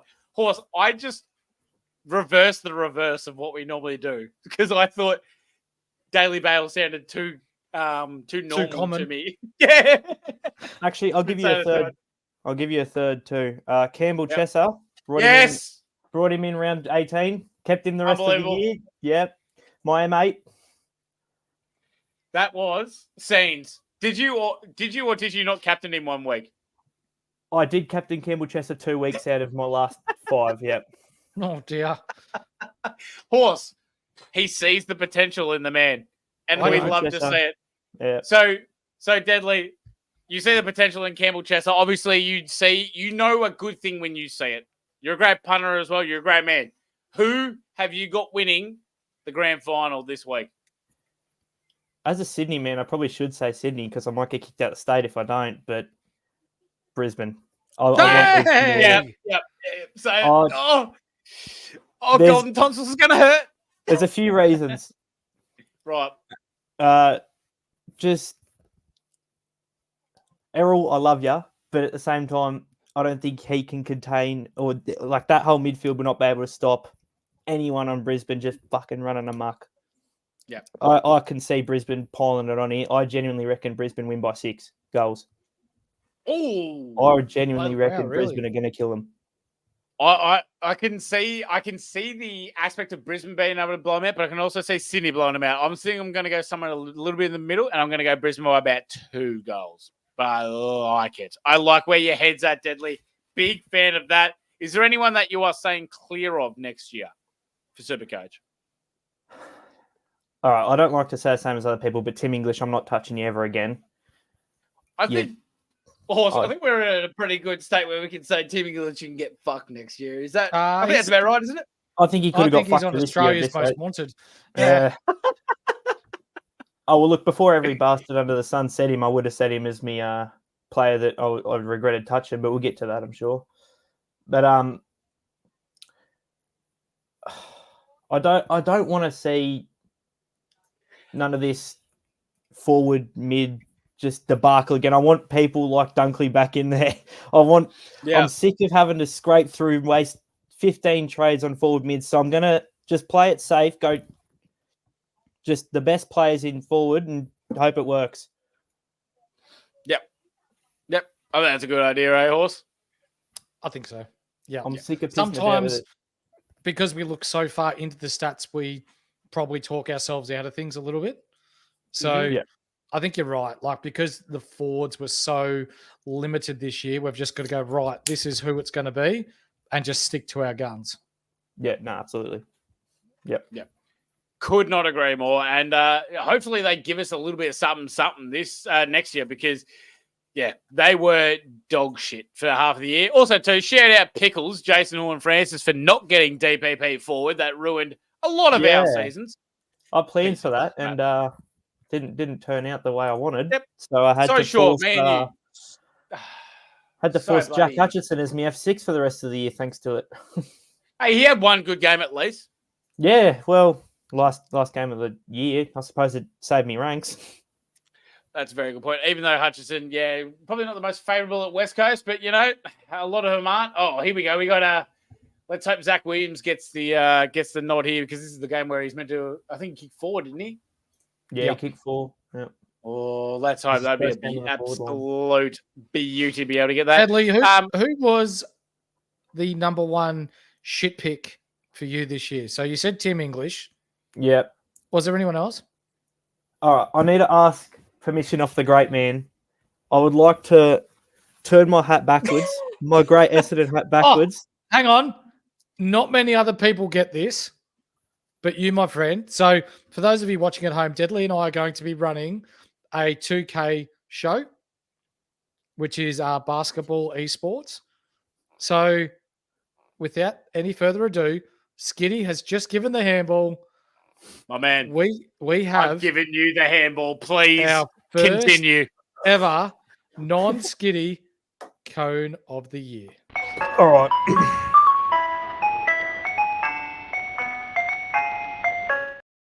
Go for it. Luke Ryan, I'm looking at you. Direct in your eyes.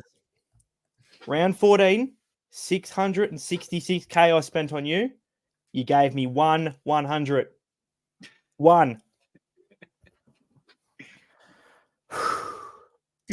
That, my friend, is just unacceptable.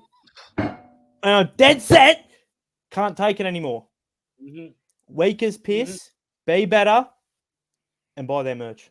Yes. Beautiful work, Deadly. Love that. Luke Ryan, you look like Ellen DeGeneres. You are Deadly's cone of the year.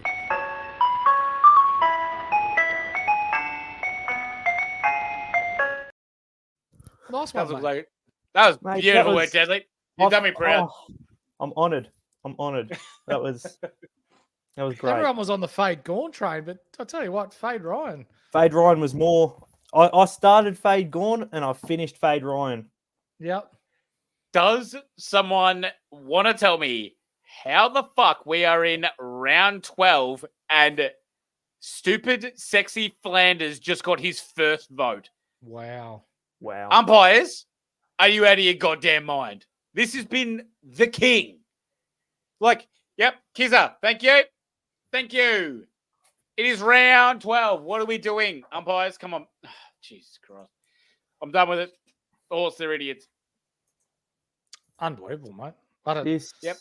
Don't know what to say. I thought I could keep track with the umpires, but Jed said they're a joke. Yeah, I just don't get 100%, it. mate. 100%. What was your best move this year, Deadly? Yeah. Ooh, I've got a couple. Okay.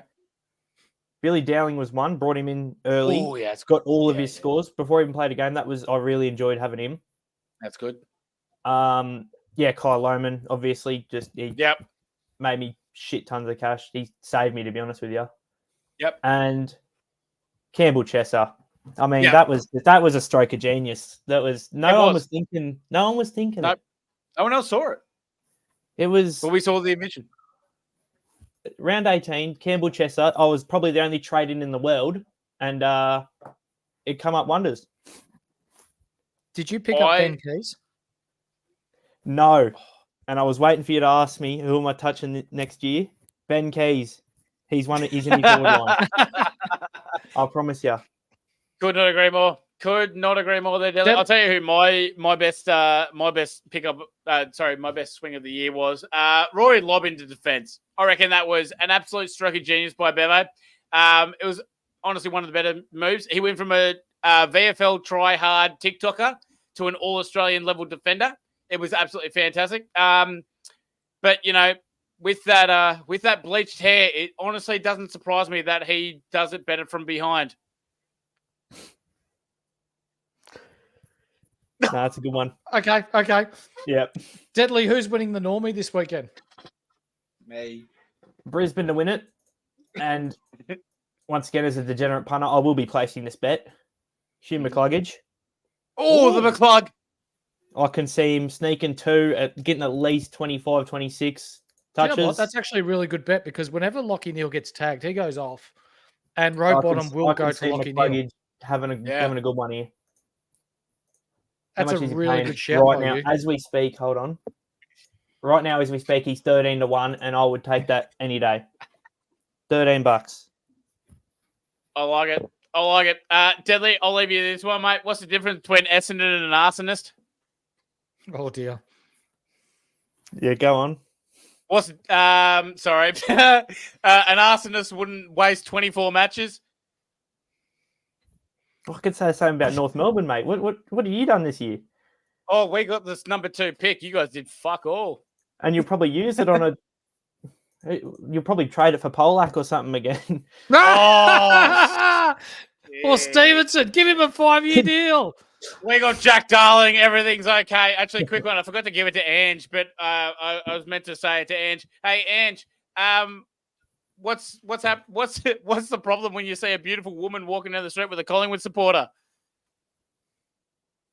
She's a hostage. Oh no. Carry on. Who's winning the Brownlow? Anyway, still Deadly. It's Crippen now. No, because he's just taken over Heaney. He's on 24. Deadly, on behalf of Skiddy and I, thank you for what you've provided to the Insight community this year. Yes, with your injury reports, with your VFL form, you watch or you get all the notes from the Waffle, you get the notes from the Sandful, you read through the VFL, you keep us up to date behind the scenes with what's going on. Mm-hmm. It is appreciated by Jake and I and the Insight community to the point where Jake has actually created your own episode next year, which will be airing on the AFL show in 2025. Lovely. I do have the intro already set up. It will be Deadly's give injury it a run. report. Yep. I haven't got it set up, Horse. You bastard. Damn. But I will. It will have it set up for next year, Deadly, because we do appreciate you, mate. And you'll be having your own one ready to go. Yeah. Lovely. And for those of you that are interested in esports, especially basketball, Deadly and I will be running a 2K podcast, which will be airing each Monday, talking about the very best players in Australia, New Zealand, and surrounding countries in Australasia. There have been 4 players from Australia, New Zealand, and surrounding countries who have been drafted to the NBA, which is the elite league in the world. And we have been fortunate enough to interview 3 of those players, and that was only last year. So we do have a good track record with promoting our best players in our community and our servers to the world, and it is noticed abroad. So if you're interested in your basketball or want to know what's going on with all things esports, in 2 weeks we will be airing our first 2K episode for 2025, where you'll catch Deadly and I. Bloody keen, boys. All right. I bloody love that. Hang on, Deadly. I'm going to tell you this quick one, right, mate, because I want to get your live reaction. Nick Dacos got a vote for the King's birthday game against Melbourne. Neil Bullen tagged him the whole game. He got subbed with 15 disposals. No, and he got a vote. No, so he doesn't get a vote the first 3 rounds where he had 30-something touches each of the week. No, I can't with these fucking umpires. That's a dead set joke. I'm telling you this right now, ladies and gentlemen. We can already count this in. Paddy Cripps has won the Brownlow medal tonight. It is done. That's what we want. Alex Neil Bullen took the dead set PR double 5. Damn straight he did. Out of Nick Dacos, and he's got a vote. Damn straight. And as Jack M would say, give the umpires stats. It's not their fault. You wouldn't even need stats to know he got ran off the park. Anyone could have seen that game and not given Nick Dacos a vote. That's the same bullshit that we saw last year when Jason Horne-Francis got halfway through the third. 11. Horseshit. Anyway, Deadly, thank you for joining us. We appreciate it, and look forward to working with you for the rest of this year and into 2025 with AFL, mate. Hell Good on yeah. you, brother. Absolute Love you, pleasure, Deadly. boys. Thanks for having me on. Damn We'll straight, chat to you, mate. Love your work. All right, so fantastic. Awesome. mate, I'll tell you what, what's that? it's just been an unbelievably good night. I'll tell you that much straight up. We've had some unbelievable guests. But you know It's what? just been awesome. It's about to get a whole lot better Oh no. What do because got? we have perhaps one of the best guests that we've had on the show all year. He's a Wait, bloke that Horse. you and I enjoy having a chat with. He's a ripper bloke in the community. He's well known in the social media atmosphere. He's a handsome bloke, isn't he? Oh, yeah, bloody oath, he's a handsome bloke. He's an absolute legend. Yeah. We love it. I was going to say a joke as well before he came on, but you know what? I like this guy so much that I want to actually have him. You want to actually wait for it? No. Ladies- I want him on. I want him Ladies on. and gentlemen, I give you the man from Nerds for Life, Yes. Peter Sedos. Feel free to Hey. put your head in the screen, mate. There he is. There How are he you? is. Good, mate. Oh, How are that you? was a big talk up. Thank you. Well, wait, when someone that has done so much and deserves so much, then we have to talk it up and we have to run this shit because you deserve it and you're that good. So, please, how you been, Pete? Oh, not bad, not bad. How did Dacos get a vote that game? Thank you. Honestly, I'm sorry, I'm freaking out. Like, I just can't. I'm not on screen. I'm freaking out. I'm just moving that much because I captained him that day and I was crying the whole game thinking, why did I captain him? No vote for that shit. Oh, We've anyway. got someone asking, Good other than that. is that Christian Petrarca that's just come on the screen? Yeah. And are you staying at Melbourne? No, No, I go to the Tigers. Okay. mate, I'm telling you right now, that is not Christian Petrarca because this man has a spleen for one. Too soon. My apologies. But all right, let's get stuck into the nitty gritty before we have a little bit of fun here, Pete. Who is your best? Who is your worst? Supercoach, talk to us. All right. Look, I'll start with my best because the worst is an equal, like, I can give you about 4 that are equally as horrible after this year. But the best one for me, I'm gonna go with a bit of a weird one. So this is actually draft instead of classic. I think my best move of the year was a draft move. So I was playing in my draft league and I went 4-0 at the start of the year. No, sorry, zip and 4. So I had a really bad start. So I had to just start winning or it was season over. And what I did was I pulled Meek from the from the discard pile. You know, when no one owned him, right? I just pulled him out, not even a waiver. He was just there as a free agent, basically. I just put him in, and I looped him onto the bench all year for Tom Lynch. So Tom Lynch was scoring my zeros on my field, Meek in, and I had another ruckman. And it was amazing. And I ended up making finals all the way to a semi. So I didn't quite make it all the way, but it worked. And I was very happy with that. So And that's this is even with you spending a period of time overseas. Yeah. I was I Unreal. won a final while I was overseas, and I was very happy. But then I lost the following week, but I was overseas, so it was okay. Yeah, Oh, I'm that's glad all you right. brought it up, Ange, because next year we are moving across to Patreon and we will be doing some work with the AFL draft system on Supercoach as well. So we will be touching on that and teaching people and giving people advice on how to draft, where to draft your players, and what you should be looking for and where. Yeah. Draft is a completely different game. It's a completely different game. Completely different game, and it is Like- so much fun. Yeah, it really is because every play is week by week basis. I actually really enjoy it. So anyone that hasn't played draft, if you've got the opportunity, play It's draft. strategy, yeah. It's I'll so tell you what- different. I'll tell you what though, with draft though, you have like more players like in your watch list than Sydney Sweeney does in her DMs because there is a fuckload.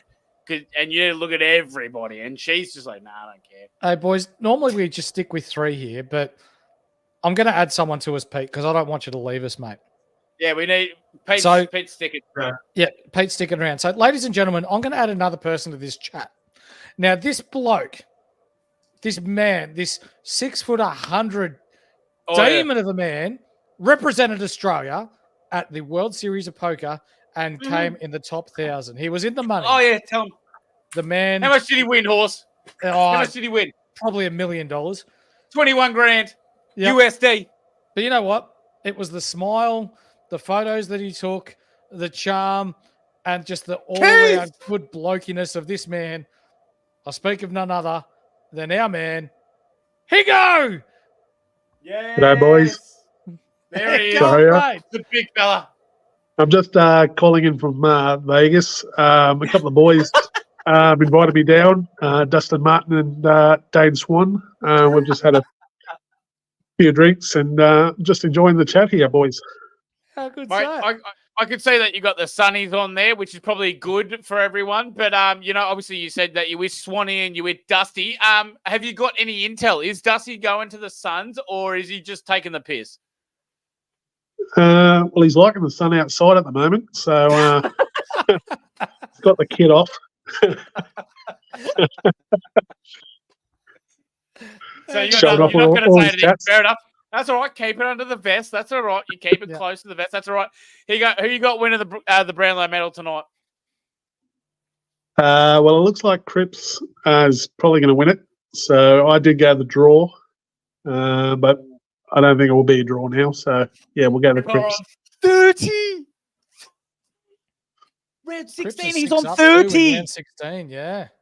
No, he's 9 8 up now. 8. 8. This is outrageous. He's going to break the record like easily.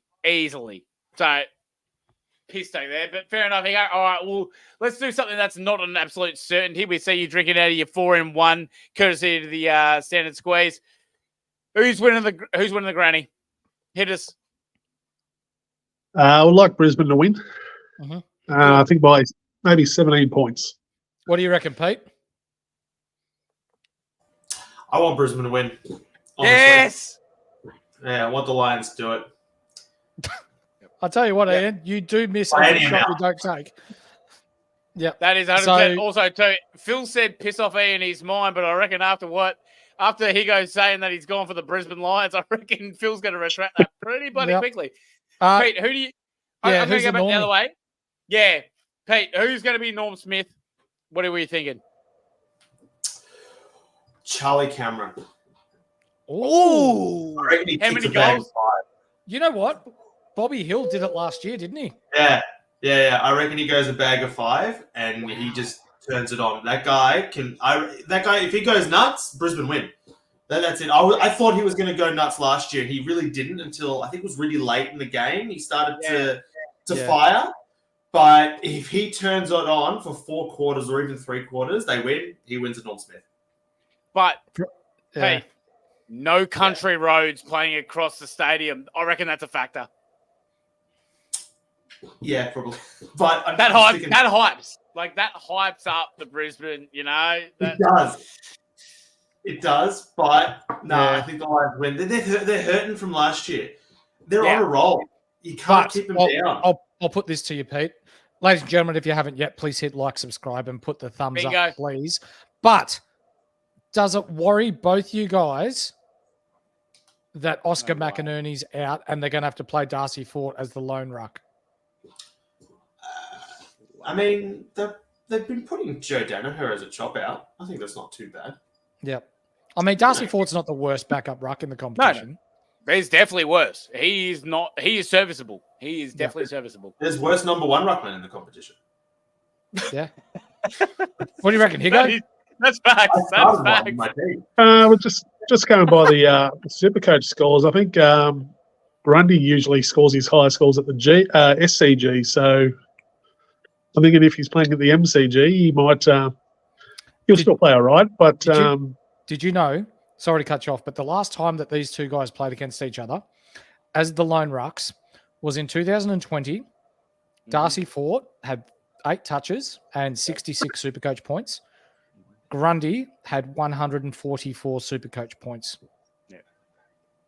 Well, that's good as a player supporter, though. And that was when Grundy was at Collingwood. Grundy was a different beast back then, though. He was. Yeah. Very true. But I'm thinking that I'm going with Cam Rayner, though. I just think, like you said before, Rowbottom to Neil, Jordan maybe to Zorko, Dunkley to Heaney. So I might split it each way. Cam Rayner and a Gordon maybe. I like the Cam Rayner shout. Browns, I'm a big fan of that. Gordon might be a good bet. Yeah. Yeah. Mm-hmm. I've got 2 things to bring up with you guys, and I want all your guys' input on this. First of all, Angus Brayshaw, love to see that. That's beautiful. Good on him for doing what he did at the Brownlow there. That's all good. That's awesome that the AFL was able to give him that time. We should all be really paying respects to Angus Brayshaw. That is an absolute bitch that what has happened to him, having to leave the game early when he was in an absolute prime of his career. So we should really be taking these head knocks completely seriously. We shouldn't be taking any of the bullshit that goes along with it. But really paying respects to Angus Brayshaw there, and all the best to him in his future endeavours. Now let's go back to the funny side of it. How the fuck's Josh Draper get a vote? Are we fucking kidding ourselves, AFL? He had 14 touches. 14 touches for a game. Josh Draper. I know which game they're talking about. No. What are we doing? You know how bad this was? He wasn't even on the odds on Sportsbet to poll a vote because that's how fucking outrageous this is. He would have been like $17 to poll a vote. I don't understand. In all fairness, still a better shout for a vote than Nick Dacos against Melbourne. So that's so. You know what, Pete? On the money. Bang on. This is unbelievable. I can't believe what they're doing right now. Did you know, with his 14 touches, according to Supercoach, he was the 4th best ranked player on the ground, and he gets a vote. I don't understand this. So I think the umpires check the Supercoach scores and then give their votes. I don't think the umpires understand anything about AFL, and they just do whatever the fuck they think is right. They probably thought it was Sam Draper. Jack is right. Asking umpires to vote is like asking jockeys to ride cows. Pretty bloody much. I'll throw it to you, boys. And I'll start with you, Higo, then we'll go to you, Pete, then you, Jake. Do you think that votes should be given by the independent umpire watching the game instead of those that are in the game? Most I think so. Well, the umpires are watching all different parts of the games that you wouldn't it'd be coming last at your thoughts on who should get votes and who shouldn't. So, but independent umpire on the sideline or an independent committee or something. Yeah. Like they do with the grand final where you have like 4 or 5 people voting for something. So just something independent. Doesn't have to be the same people every week, but yeah. What do you reckon, Pete? Oh, I couldn't agree more. Should be the independent people. You're on the ground. You are, I don't know, you're trying to focus on the play. Make sure that everything is legal. You're giving away the correct free kick. The last thing you should be thinking about was, yeah, do I give 3 votes to Lockie Neal or give it to someone else? Like that really shouldn't be what's on their mind. And I don't know, they might have missed something because they were talking to a player. You don't know. You really don't know. And I just think it should be the independent umpire. They have a pretty good view of the game for most of the game, and they're focusing on the game, not necessarily little off-play things that some of the other umpires will be distracted with. Yeah. Jake? Oh, mate, I reckon we should stop giving all this credibility to the Brownlow and just give it to the bloody Players Association award that Bontempelli's won a few times, because we all know that that's the main thing of where we recognise the best player for the year. But, you know, the Brownlow is the thing that we continually, you know, hype up and everything like that. Just switch it over to the AFL Players Award and just make it right. That's the way it should be. I know we're talking about something that is a point of conjecture at the moment, but do you know what is not a point of conjecture and something that is 100% spot on each time? That would That's be right Ryan from a Student student You said. Yeah. Our personal sponsor of Lockie Whitfield. Are your rates above 6.2%? Want to buy a home? Maybe you want to refinance or renovate. Or maybe you just want to save some money like the rest of us.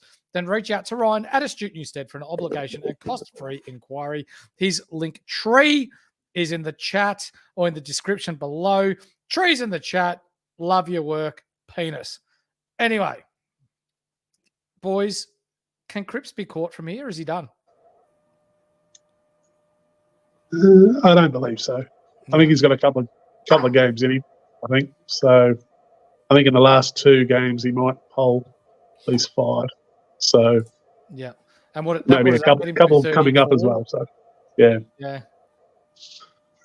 From memory, I think he had a really big one. Was it against Geelong? Something like that. I think it was against. Didn't Geelong. he have like 4? He had like 40 touches or something, didn't he?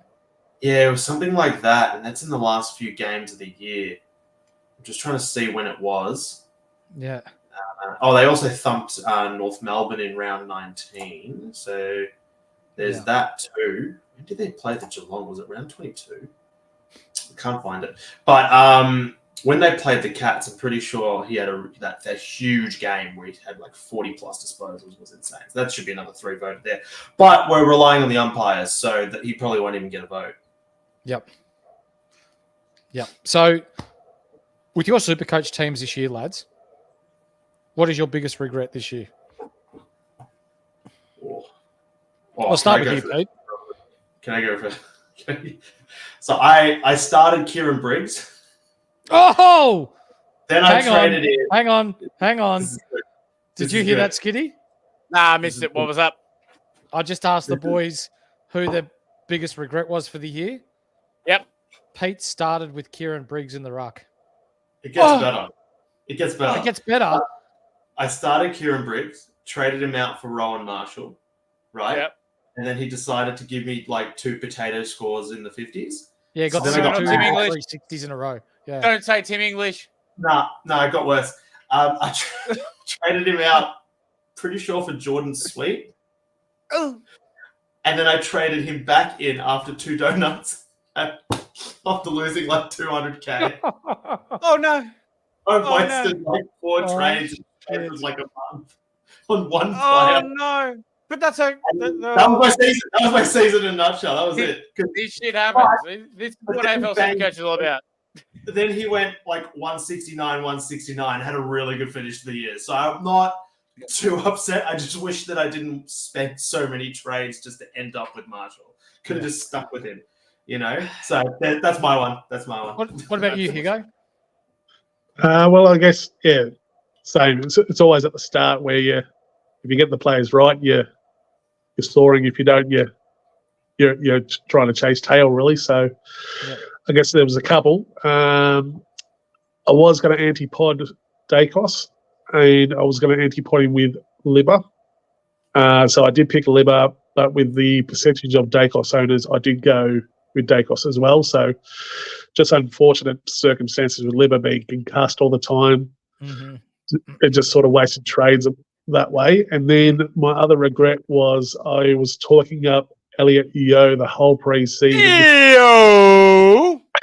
And And then I saw everyone's percentage of Ollie Wines owners, so I decided to go from Yo to Wines to start the season. No. So I should have. Yeah, my plan was to get to. My original plan was Antipod Dacos, go Yo, make some money on Yo, and then after Dacos's sort of tag game and buy, then go from Yo to Dacos. That was the original plan, but yeah. Have you heard any of this, boys? Sold to St Kilda. Yeah. So that was pretty much what was that confirmed today or yesterday? I think it has slight impact on Marshall. It's definitely more than what we were going to get from Tom Campbell. That's for bloody certain, but not a huge impact. Marshall's obviously still going to be the main guy there. Remember, Marshall went forward more because Max King was done. So Marshall will still be the main ruck, but Soldo will definitely still get game time, I think. And they know that they can push Marshall forward because Tim Membry will be most likely making his way to, I'm going to say the Demons. That's going to be my best guess with how it all situates right now. But yeah, I think Marshall still will be able to be relevant, but not as relevant as some of the massive games we've seen him go this season. Pete, what do you reckon, Shaggerbags? You pick or I pick Marshall for the massive spike scores. Yes. Right? He's not going to be getting those 170s anymore. And the problem is his bad games are bad games. Yeah. Right? He came home strong. I personally wouldn't touch him. If they're going a dual ruck, I wouldn't be touching him. Just like Pitnet and De Koning. You're not picking De Koning if Pitnet's in that team, right? So I think it was last year with Gawn and Grundy. One went 100, the other one went 80, and then I have a feeling Soldo's not a bad ruckman. He's a solid 95 scorer usually, around that 90 mark, right? So if he's going 85 and Marshall's going 90 something, not for me. To be honest, unless Marshall gets injured, or Soldo gets injured, then maybe you can bring in Marshall. He never strings home a full season, so I guess we'll see. 100%. Higo, before I get to you, Shaggerbags, I want to get yours, but we got to give a quick g'day to our man that's over in Italy, Horse. Yes! G'day from the land of Massimo. You our boys man. will be happy to know that our man Jasper is currently competing for Australia in the World Tennis Championships in Italy. Yes. His first game is tomorrow or the next day. I'm not too sure.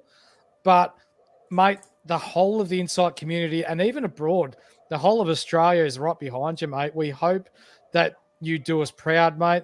Win, loss or draw, to get to this point and to represent your country is no mean feat. So, mate, get around it. I bloody hope you bring home the gold. But, mate, question, and please put in the chat. Can we put a pun on you, mate? Because we're going to back you in. Yeah, but if I can pun on Jasper, I'm bloody so much in. I'll put Higo's winnings from Vegas on Jasper winning this fucking comp. I'll tell you that much right now. We're on. I forgot what we were up to, though. But Higo, where were we up to? The question that we asked before, up to you. What do you reckon? It's surprising that he's going to the Saints if he does. I just think with Geelong's always crying out for a ruckman. I don't know why a decent like you saw with my good pick this year was Lloyd Meek getting a go, and he went the whole year, and he was my R2. So to see like a Soldo take a Geelong ruck or maybe a Ned Moyle comes down and tries to take a ruck roll at Geelong. Just the team that you got good solid ruckmen in the VFL where if they get a choice, that'd be a good pick for Supercoach, I reckon. So, a bit surprising to go behind to Marshall, but Yeah. It is what it is. Is there a chance that Ned Moyle takes over Wits next year? Possibly. Because, Witsy's been injured a few times, wasn't he, this year? So I think he's starting to age a bit, Yeah, getting on. I'm saying no. No, I'll still take Witsy. With the way the modern game is and the way that the rucks are now, as I get distracted by the Brownlow. Yeah. Wow. I think it's moving away from the wits type. Like we saw it at Hawthorn with Ned Reeves being the number one ruck, and then Lloyd Meek, who is more of an athletic type of ruckman, come in and work to the structure a lot better than what a taller person was. So we see Ned Moyle, he's much better around the ground than what Jared Witts is. Like for me, I see Ned Moyle taking that over as soon as next year. Would I put my money on him starting round one and sticking with him? No. But is the transition period there for Gold Coast to start playing finals footy? I absolutely 100% think so. I mean, hey, look, all I can say, I still think Witty's providing enough to be able to, be able to do what he needs to do for the Suns. So I'm still going to back in Witty. He's the captain. Yep, I still love what Witts can do. Moyle, yeah, he can definitely bring enough to be able to be serviceable, but I still love what Witts can do, especially from a leadership role. Yeah, absolutely. And apparently you keep you keep popping buttons, Skiddy. So by round 24, it's going to be headset only, Skiddy. There's a good chance of that. I'll tell you that much. We'll see how we go. Tip me. We'll see how we go. But Pete, what have you got coming up on your channel, mate? I'm looking forward to trades. I'm going to start doing my positional speculation basically based on trades. So I can't wait to start that. As a Richmond fan, that's all I've been caring about for the last month. I've been watching the finals, of course. But, I'm just waiting for trade week. I know that half my team is leaving, and I don't think Richmond's going to be able to field the side at this point. But that's fine. We're going to have like 8 first-round draft picks. Do you know what? I think right now is the time you have to do it. Because with Tasmania coming into the competition, we've seen it with GWS, we've seen it with Gold Coast. They get gifted an X amount of first-rounders. So they need to reset now and give their kids a chance to play 30 or 40 games before the new team comes in, because you'll find that the shit teams or the teams that aren't successful once Tassie come in, who won't get the draft picks because Tassie will be getting them all, won't be bottom for 1 year. They'll be bottom for 2-3 years because the influx of good talent won't be coming into their club. It's going to be really hard to rebuild. Yeah. In saying that, sorry, but if you actually recall, I'm pretty sure the Dogs and Richmond were in a really poor position just before GWS and Gold Coast started into the competition. Yep. And I think they were rebuilding in the early days, and they both won flags pretty quickly, obviously before the Giants and before Gold Coast, because they haven't won any flags. So just pointing it out there, it's not impossible. It's just very difficult. But both teams were actually able to do it. They were struggling around that period of time. So, And I'll tell you what, this is the season that you want to get a shitload of draft picks in the first round, which is what Richmond can definitely do, because it is deep. Like, if Richmond get 4 or 5 first rounders, holy shit, they are on the right track. That is 100%. 100% there. And it pisses me off being a North Melbourne supporter, because this is what we should be doing. But it's their own. It is. That's what Richmond do. The one thing I do like, Pete, and I don't know if you like it, but I like watching the Richmond table tonight. There's Nathan Broad, and that's it. He's the only one. There's no one else. Everyone else has gone to. Everyone's gone to Western Australia. I think they walk in the left. They walk in the left until round 6. Hey, they walk in the left door, they go to Fremantle. They walk in the right door, they go to West Coast. So it's just how they're going to do it. Nathan Broad's just sitting there going, "Hello." Oh, we've got Tim Taranto there. He's there somewhere. He's not happy Alex about Davies has a vote. Really? Jack Bones just got 3 against Collingwood to really stick it up Nick Dacos. Oh, dear. Daily Bale, love that. Lockie Neal's got 13. He needs to. Cribben's got 33. Lockie Neal needs to poll 6 in every game to win now. Jamara's just sculled a wine because he's just beaten Paddy Cripps in the votes. So that's good by him. I'll tell you what, Tom Green on 22. That's interesting. 3 Swans are in the top 6. That's outrageous. That's how good of a season these bastards have been going. I just Not really too want. bad. I just don't want to see Heaney win it. I really don't, or win it. You know, I just don't. No, he's not. He's not going It's to. over. Cripps won. Nah, Cripps won. Yeah. Is Cripps far enough ahead right now to beat Dacos? Yes, he's 8 ahead. Dacos finishes really well, but I think Cripps. But Cripps Collingwood is don't win. That's the thing that'll hurt Dacos. No. Collingwood do win. They finished pretty well, Collingwood. Did they play Yeah, finals? they stopped Melbourne. No, but they in the- finished in the well. last year. Did they? Yeah, they finished pretty bloody well. Carlton don't, but it may actually come down to that St Kilda game. In fairness, but I see Phil in the chat. 3 Swans players in the top 6, but everyone is tipping Lions. Yep, that's because it takes 23 players, including a sub, to win a final, not 3 players. I agree. But Horse, one thing that we haven't done yet, and one thing that I want to do right now is I want to acknowledge a legend, and that is Scott Pendlebury.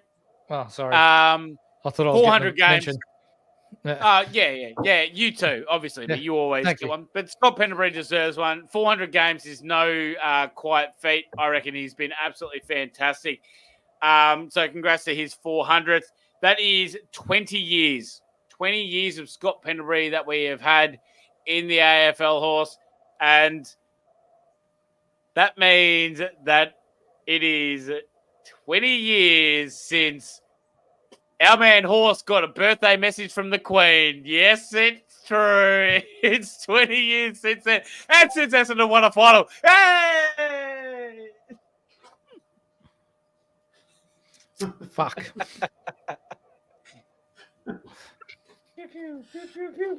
I was shitting bricks and I'm like, fuck, where's he going with this? I thought you were going to bring up those photos of us being teammates for Gippsland Power back in the day. Yeah, I was going to, but it's just it's been an hour since I'd rather I've that. messaged. Yeah.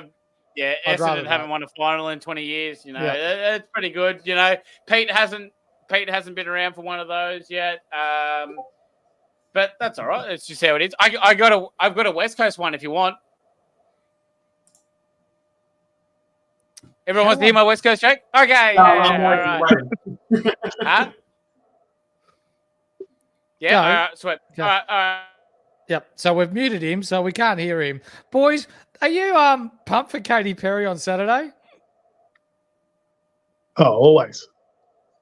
Yeah, always. Just sing a bit of Raw for the Brisbane Lions. You're back on, Skiddy. I can't believe I got muted for that. That is horse shit. That is horse shit. All right. I saw a Go Son by Deadly. All right. So the West Coast coaching job, Horse. Yes. We know that there's been a few people that have knocked it back and a few people that have that haven't been able to do it for prior commitments. But I'll tell you what, Ken Hingley must seriously be considering the West Coast coaching job because the amount of teenagers they have, and you know how much he loves to verbally abuse teenagers.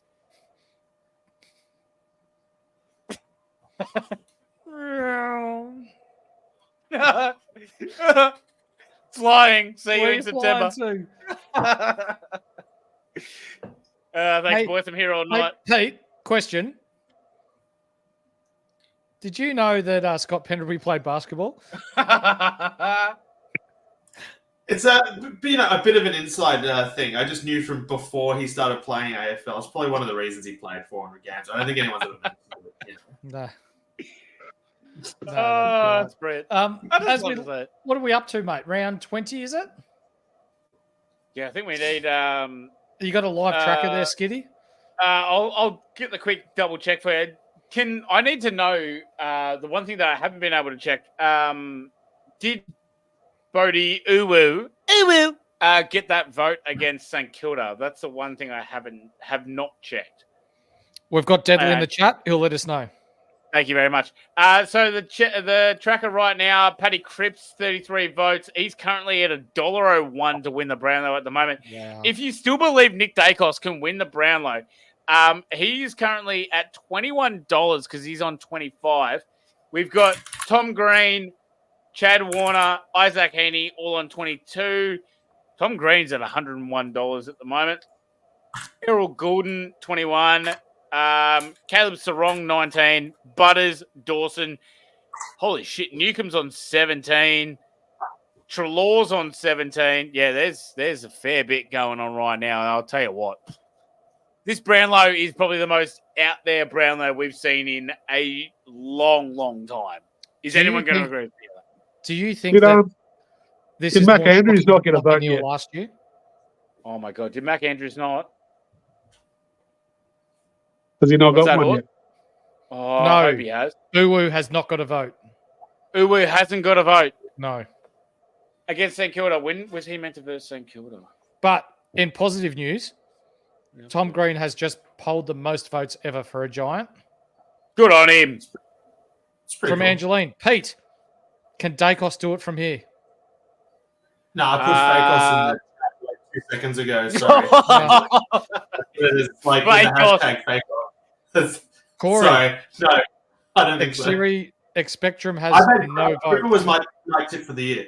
For the year. There we go. It's good. Skiddy. It's good. Spectrum has 0 votes. Yeah, as I said, they don't care about Ruckman. They do not give a shit about Ruckman. He deserves it, but oh well, it is what it is. They were never going to. Yeah, and we need Johnny Holmes to poll some more. Who the hell's Johnny? Oh yeah, Maxi. Holmes. Yeah. Oh, it'd be nice, but I don't think he's going to at the moment, unfortunately, for our bet. But in all honesty, how the hell were we meant to pick this crap? Like, Cripps is nearly about to break the record, and there's still like 7 rounds to go. Like, this is unheard of territory that we're in right now. There's like 4 rounds to go, but whatever. Pete, as someone who studies footy behind the scenes a fair bit, mate, have you had a look at the draft coming up? And is there any particular players that you like? Smith and Amira. Those two, I swear, if Richmond don't get both Smith and Amira, I'm going to be very upset. Jaeger. Not Jaeger Amira. Sorry. But, Jaeger Smith. You can have Jaeger. Jaeger Smith, thank you. Because every time I read their names, it's always on the same post, and then I'm like, Jaeger Amira. No, I don't want him. If Richmond get those two, I don't care who else we draft. They are honestly freaks. They look real good, and that's it. That's all I care about. As long as I see those 2 names at Richmond next year, I'm happy. I'm good. Oh, look, the Ben Keys versus Essendon things come up. Oh, what? Is it coming up now? I don't like it. Well, if Ben Keys gets 3 votes this round, we can solely blame Ben Mackay for that one. But I 100% agree with you there, Pete. I was not... I don't know how to say it. I wasn't the biggest fan of Jaeger Smith before he entered the VFL, but when he entered the VFL and he was averaging 33, 35, those games and the amount of ball accumulation that he was able to do against, men at the age of 18 is just unbelievable. You can't teach that. He has no fear. A lot of people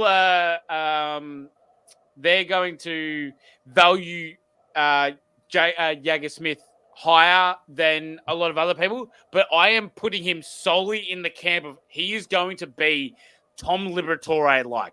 He doesn't give a shit about contact. He just goes in. He just does it. And I love that for him. I reckon he is going to be... Tigers are going to take him 100%. And he is going to be so good for you guys for years and years and years to come. Because our midfield shot. Our midfield is just horrible to watch every week. And he's going to be good. I just want to see... Because we thought, Dow was going to be that kind of player.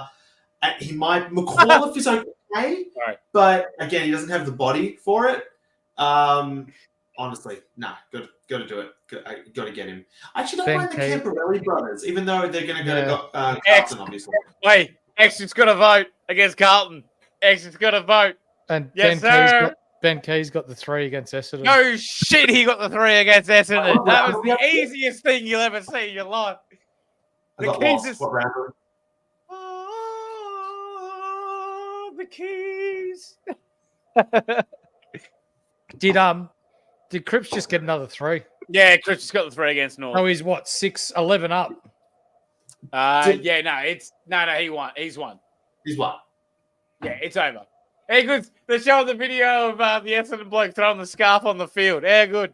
Oh, I still haven't picked it up. Did anyone jump on Ben Keys for the run home in their classic team? So I myself think and Deadly Deadly did, didn't he? we have a bet going, and 8 votes over under is our bolter bet, and I've gone under 8 votes. Oh my! And he's sitting on 5 at the moment. Is he on 5? Okay. Is he? Yeah. He moved forward late in the season, so I don't think he gets it. Because he's so much better as a defender. Hey, yo, Joe Newcomb's just gotten 20 votes. I mean, Wow. sorry, he's on 19 at the moment. He needs one more. Wait, what was the other thing? I can't remember. That's all right. Either way, Elliot, you. Yeah, right. Rachel, Sarong. Yeah, Sarong. Sarong's tied with Dacos right now on 25. Oh, What James Peatling. No fucking way. That's outrageous. That Peatling's got the vote. He was going to get a vote though. Like he played good in 3 or 4 games. Yeah, I know, but he was $1.30 or something like that to poll 1 vote. That's unreal. This is LDU again. Oh, Sheasel. He came home strong. LDU looked really good. He won their best and fairest. He looked good. Yeah, he did. Yeah. He was fantastic. This is obviously Jason Horn-Francis for the 3, surely. No, Ollie Wines. Say what? This vote is outrageous. I don't understand how this vote. Nathan Broad got a vote. Oh my shit. Well, if he's at the Brownlow, he has to get a vote. They don't invite people that don't get votes. But Nathan Broad was paying. I think he was like $6 or $7 to get a vote. Can I see? When do they filter per team? I want to know how many votes Richmond got. It's got to be less than 20. Yeah. I can give you a running update, Pete. Fuck all. All right, thanks. You're welcome. Gabrielle's on like 2. I remember saying that. That's I not can't Gabrielle. remember run out. But So no, is it done yeah, yet? right. Like, is it out of reach? What's that? Oh, no. I think there's still a chance. Oh, he's 8 behind. Yeah, and there's 4 rounds to go? 4 rounds to go. So he technically can still. Cripps has a huge game coming up though. Yeah, Plays well there's against St Kilda at the end as well. Yeah. So. Yeah, there's a good chance that he polls there. You've got Bolton and Taranto tied on 5. You can falter by team on the Brownlow tracker, Pete? apparently says. Sorry? You've got Bolton and Taranto are tied on 5. Oh, there we go. There we There you go. go. Hand out your participation awards. It's all right, Pete. You'll bounce back, baby. Yeah, they'll come home strong. All right. Hey, I'm Horse. gonna leg it for 30 seconds, Skiddy. But what I want you to get out of these 2 blokes, their top 3 pods that they're looking at to pick up for next year for the Classic. Supercoach. All right, can do. But also one thing that I have to say is Errol Goulden is leading Swans Brownlow votes at the moment, and he was a tip that I gave out earlier today at $6. So, oh boy, wowee. But, ladies and gentlemen, boys and girls, children of all ages, please get ready because Pete is about to get stuck into. What do we got next year, Pete? Who are you looking forward to, my man? Anything that catches your eye that you're going to be looking forward to? Trade-wise, I know you got your ear to the ground in the trades. if someone goes to somewhere, where are you looking at? Look, okay, this has nothing to do with a trade. It's definitely a guy that I think can break out first, and then I'll go to something else. Okay, all right. Okay. I really like the poo. I'm probably going to start Philippou. Okay, he was amazing at this. He got sick, but apart from that, he looked real good in that midfield role. Yeah. And if he gets that again, I'm starting him, especially if he's got forward status. I brought him in to finish off the year, and apart from the illness, obviously, I wasn't too disappointed. So definitely him. But here's an interesting one, right? I want to see if Ivan sold their leagues. Yes. I don't hate looking at Jordan Sweet. I don't hate it. I just don't hate it as a starting player. He's going to be underpriced. I can't see the top two ruckmen going to Gawn and Grundy, for example. Like eventually, those guys are just going to have enough. Honestly, just look, guys like that, I can really see taking that next level. There's a reason why Soldo was out of the team. It's because Jordan Sweet actually looked okay. Yeah. That's 100%. Looking at. What if I told you that Jack McRae is going to St Kilda? See, I don't think that's going to have an issue. I don't think that's going to have an impact on Philippou. What if I told you that I am pretty close to 100% sure that Jack McRae is going to go to St Kilda? It will be him, Jack Steele, and then someone. Either it will most likely be Philippou at some points, and then Windhager is the other one at some other points. It'll 100% be Philippou. They cannot stunt the growth of that young man after he showed what he showed towards the back end of the year. And he's still going to have mid-forward status at 300K. Let me just say this. Form. Did you see St Kilda's form when he was playing in the midfield? Yeah, he's a bigger body mid. Yeah. I agree, but can we just all agree that we're talking about St Kilda here? They're not the sharpest tool in the shed. They're not the brightest tool in the shed. They're not the smartest team in the AFL. Agreed. Somewhat. But what they're going to do is they're going to put Jack McRae in the midfield for the first month. He's going to run around like a dinosaur. He's not going to get the ball very much. He might, but he's not going to be that great. And then they're just going to put Philippou back in the midfield again. So I think it's more of you start him, you hold him for a month. I actually think it works well. You've got Jack Steele, who's the in and under. You've got the Jack McRae, who's the accumulator. You've got the Philippou, who's the X factor. And then you put Jack Sinclair and Wangani Malera down back as the ball users. I think it works pretty well. And you know what? I agree. That's what does that make too much sense? No, that's a winning formula to just not win a premiership again. Let's carry on for another 70 years. I don't care about the Saints winning a flag. I just want Philippou scoring points on my Supercoach team. That's all that matters. About that, mate. That's it. That's all that matters. So this is the definition of mid. Higo, where are you going, mate? I'll probably go a few directions. Besides from the Dogs players that are going to leave, like a Bailey Smith, a Daniels, and a McRae. Probably to see if the young ruckman from Geelong gets more of a go over Stanley. Toby Conway. Yeah. See how the Melbourne, Oliver, and Petrarca come back, because I don't think Petrarca had the best of seasons when he got injured, or just before he wasn't putting out big Supercoach scores. No, he was playing very forward, wasn't he? Yeah. So if he goes back into the midfield, the pod would go probably to maybe Chase Burgoyne if Houston leaves. If Chase Burgoyne plays that halfback role that he's played in the two finals, I think he scored 100 each time, or close to 100 each time. Yes. So he might be a go. But yeah, and then whatever ruckman moves, I guess, could be your R3 most likely. Jaya Miss just polled a vote. Even bigger, Paddy Cripps in the Carlton versus Collingwood game. Dacos polled 2. Paddy Cripps just polled 3. No, he's now 9 clear. with what 22, 23, 24. This is the most amount of votes that a player has ever polled in the Brownlow. Zach Butters has got 22. How many's Horn Francis got? Don't care. It'd be around about 17 or so.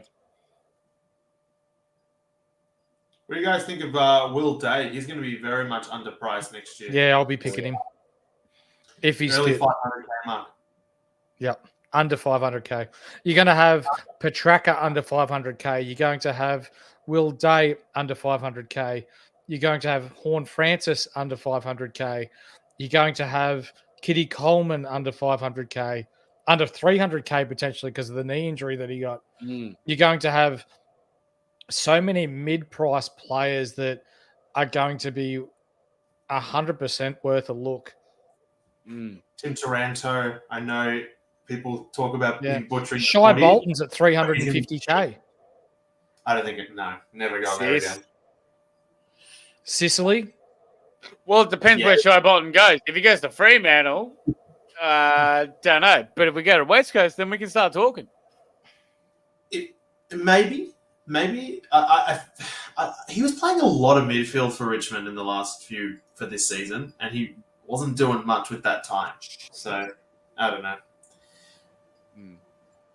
Yeah. So we think the young bloke from West Coast might get a go. Who was the young bloke that was going to get a go and then got injured and then played in the Rezzies? Besides Chesser, of course. What's his name? Very short bloke. Not Hutchison. Does he have Clay Hall? Long. Clay Hall. Will he get a go next year or not? He's a 6'3" midfielder. Yeah. Okay. Yeah. He's a big boy. They really talked him up in the preseason. He got injured. He never really got a game. So that's someone to look at.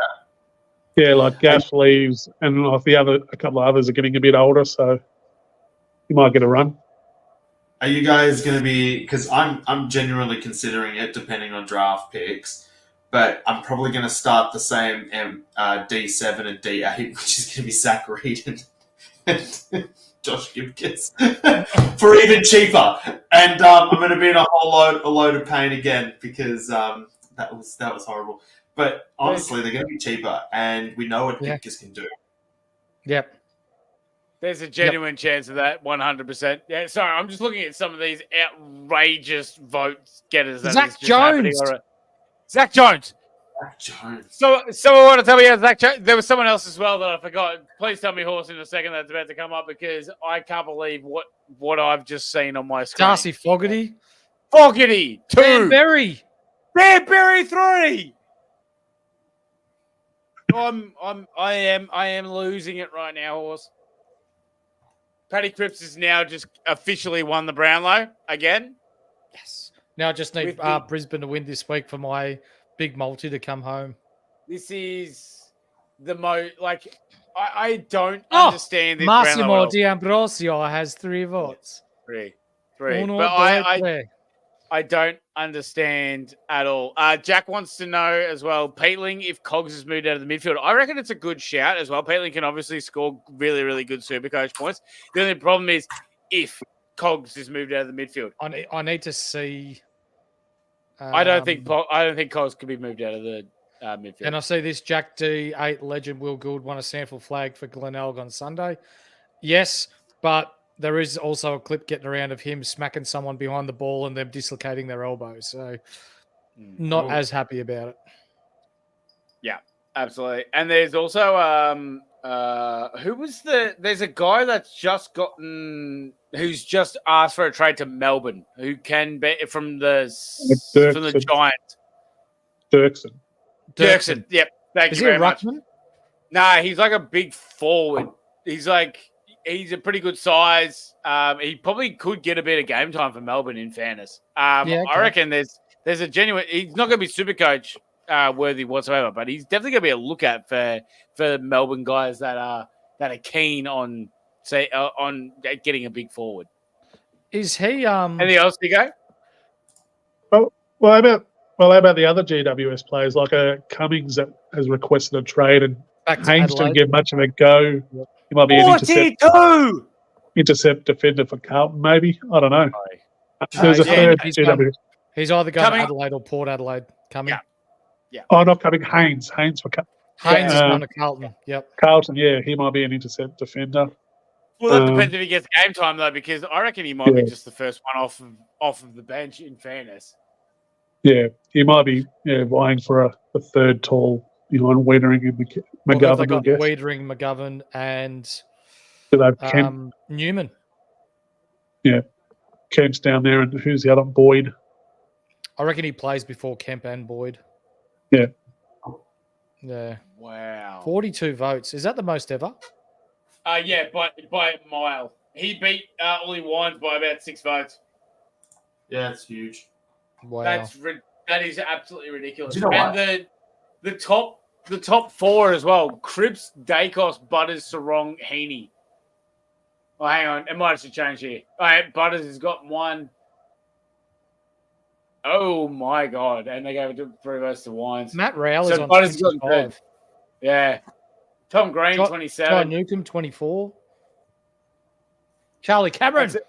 38. Even Nick Dacos has just come second overall in votes. Does Cripper get it here? He'll get at least 2. Matt Roberts just polled his first votes. Paddy Cripps has got 45 votes. Bontempelli 45! He's only 26, 27 behind the leader. Ladies and gentlemen, for everyone that is currently watching our stream right now, I know that I've been out there and I said the umpires suck off Nick Dacos. But my God, 45!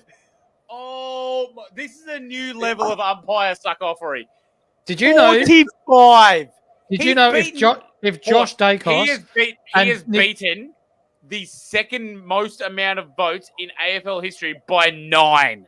Did you know if you put Josh Dacos and Nick Dacos' votes together, the Dacos boys still don't win? Fuck you, Collingwood. Brilliant.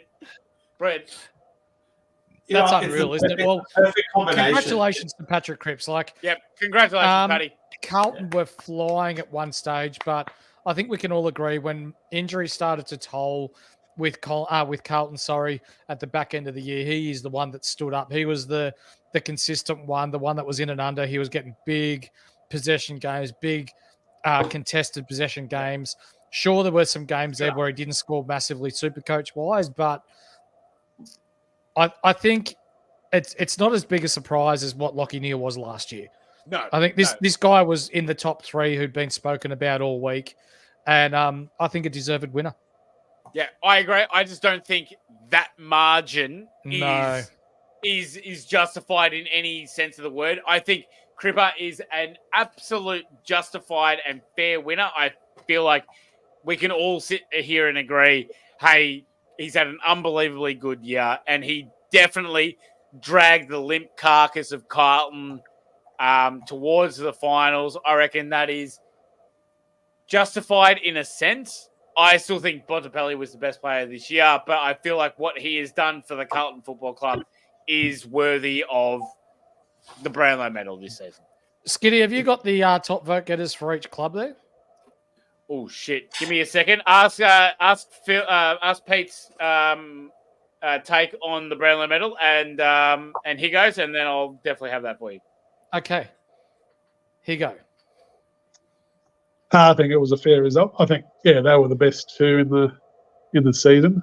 I did have Lachie Neale coming 3rd, so that bombed out a bit. Deadly has just put in the chat after putting $650 on the Brownlow. He has made $10. Oh Jesus! I only talk about your winnings, boys. That's true. So, Pete, I know you're a Richmond man, but how does Essendon get Patrick Cripps?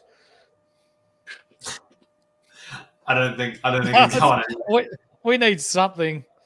You need something. You know what it is? I think that you guys have been just at the average level for so long that it's just plateaued somehow, and it's really amusing as a non-Essendon fan. Thank you for your kind words. I agree with Pete. It is very amusing. This is a little bit. If there's one thing that did give me joy this year Richmond, obviously not. But watching Collingwood and Essendon not make finals and then Carlton get bombed out really quickly was just like great for me personally as a Richmond fan. You're hurting my feelings. You know what, Paddy Cripps, honestly, I love the guy. I've always loved this player. He's always ends up in my Supercoach team every year, except for this year, because I decided to go Jordan Ridley over Patrick Cripps as a 50-50 decision. Another regret this season. But I love the guy. He is such a good player. And it's like an average team where they're competitive. They get some wins. They're usually there and thereabouts. But he's so much better than everyone else, and that usually is the kind of guy that wins the Brownlow. So, yeah. Good win. Pete, Good win. with your channel, mate, do you do anything with cricket or basketball or anything like that as well?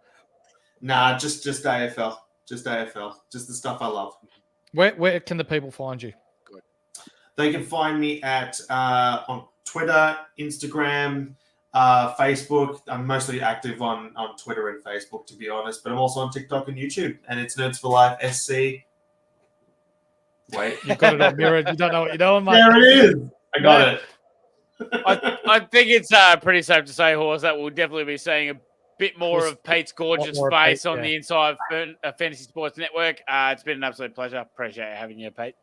Yeah. Thanks, guys, for having me. It's been a great fun.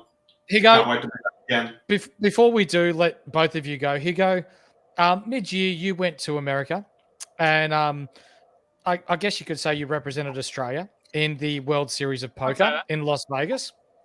Tell us about that experience. It's a good experience. It's the fourth time I've actually played in the main event. Yep. So, good experience. You get to play against the pros on your table. So, good learning experience. Very long hours. Was there any big names you played against? So I played against Benjamin Pollack from France, who came third one year. And just a couple of other guys that you might not know about, but you look them up and they've won $5, $6 to $10 million in live earnings. Like it's ridiculous, and they're not shy about just handing over money everywhere. So money flows from hand to hand. So does it get intimidating when you're playing with these guys? No, I think it's exciting. Exciting. You can get intimidated, but it's just a joy to put your skills against theirs, I guess. I don't play like as many hours as they do, but it's just nice to play against the professionals and just learn a bit each year you go back. So I'm looking forward to the Insight Fantasy group over in Vegas one year. So that'd be nice. Wouldn't that be great? I'm sure you boys can come along one year. So, mate, pack me in your bags. I'm there. So, I'll let Mrs. know when I get there, so she can't say no. we'll just we'll go to all the happy hours and we'll have a good time. Wouldn't that be good? Now, boys, while you're here, before we wrap up each episode, Skiddy and I have been big advocates about breaking the stigma around mental health, and that it is not weak to speak and it's okay not to be okay. So for anyone that you know, for anyone at home that is struggling or might be struggling with their thoughts or just not feeling right, go for a walk, write your thoughts down on a piece of paper, talk to a loved one, talk to a family member, because the most important person in this world is you. Okay? So remember that it's okay to not to be okay, and it's not weak to speak. So please reach out if you need someone to talk to. My inbox is always open. Skiddy's inbox is always open. Our Discord community, we've got a really good bunch of people in there who are very supportive people who are okay to talk to you. Like if you want to talk discreetly, if you want to talk privately, there's no bullshit. There's no, making fun of people with their issues in there. Everyone's one big community and we all love footy and we all get along. So rest assured, Skiddy and I are all over any sort of shit behavior. And if any of that sort of stuff happens, they get booted straight away and will no longer be seen. So, ladies and gentlemen, it is not weak to speak and it's okay to not be okay. Here you go. Thank you for joining us, mate. Congratulations on making the top, top couple of thousand in America. Yeah, 880. So that was nice. So 1,000. Yes, sir. So congratulations on doing not just yourself proud and your mates, but Australia, mate. You've done a ripper job. And hopefully Thank you. next year, mate, you can sort of climb up a little bit more. No, thanks very much for the invite tonight. Thank you. Pete, Skiddy and I and the Insight community really do appreciate what you do, not just for the Insight community, but in the Twitter sphere, on Instagram, on Facebook. You speak with your heart. You're not one to lead people astray.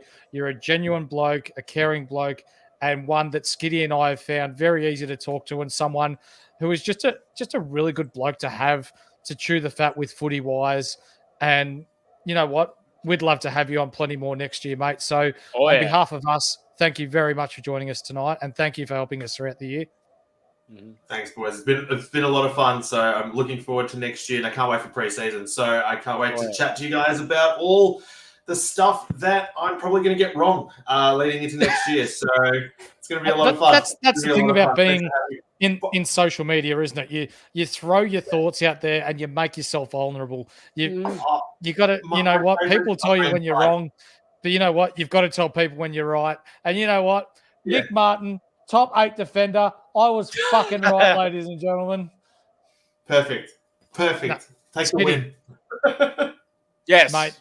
You've been massive for this crew, mate. This podcast isn't the same without you, mate. The way that you've brought this community together, your humour, your just passion for footy, your jokes, your cone of the week, your ideas. We speak to each other almost on the daily.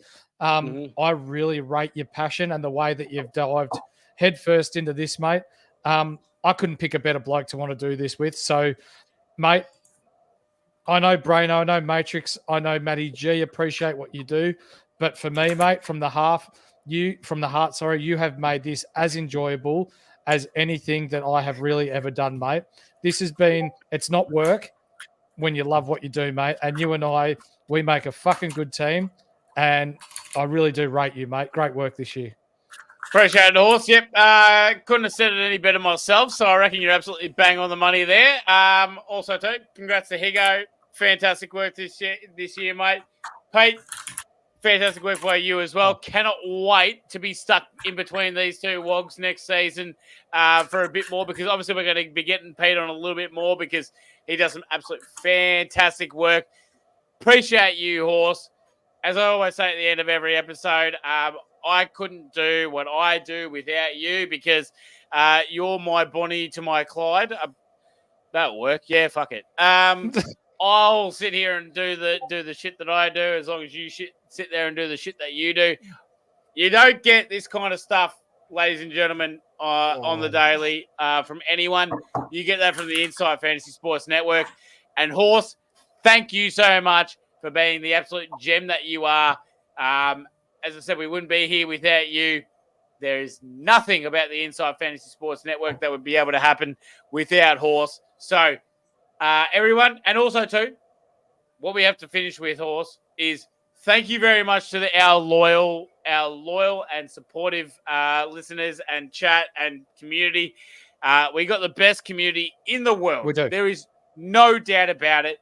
There's no one funnier. There's no one.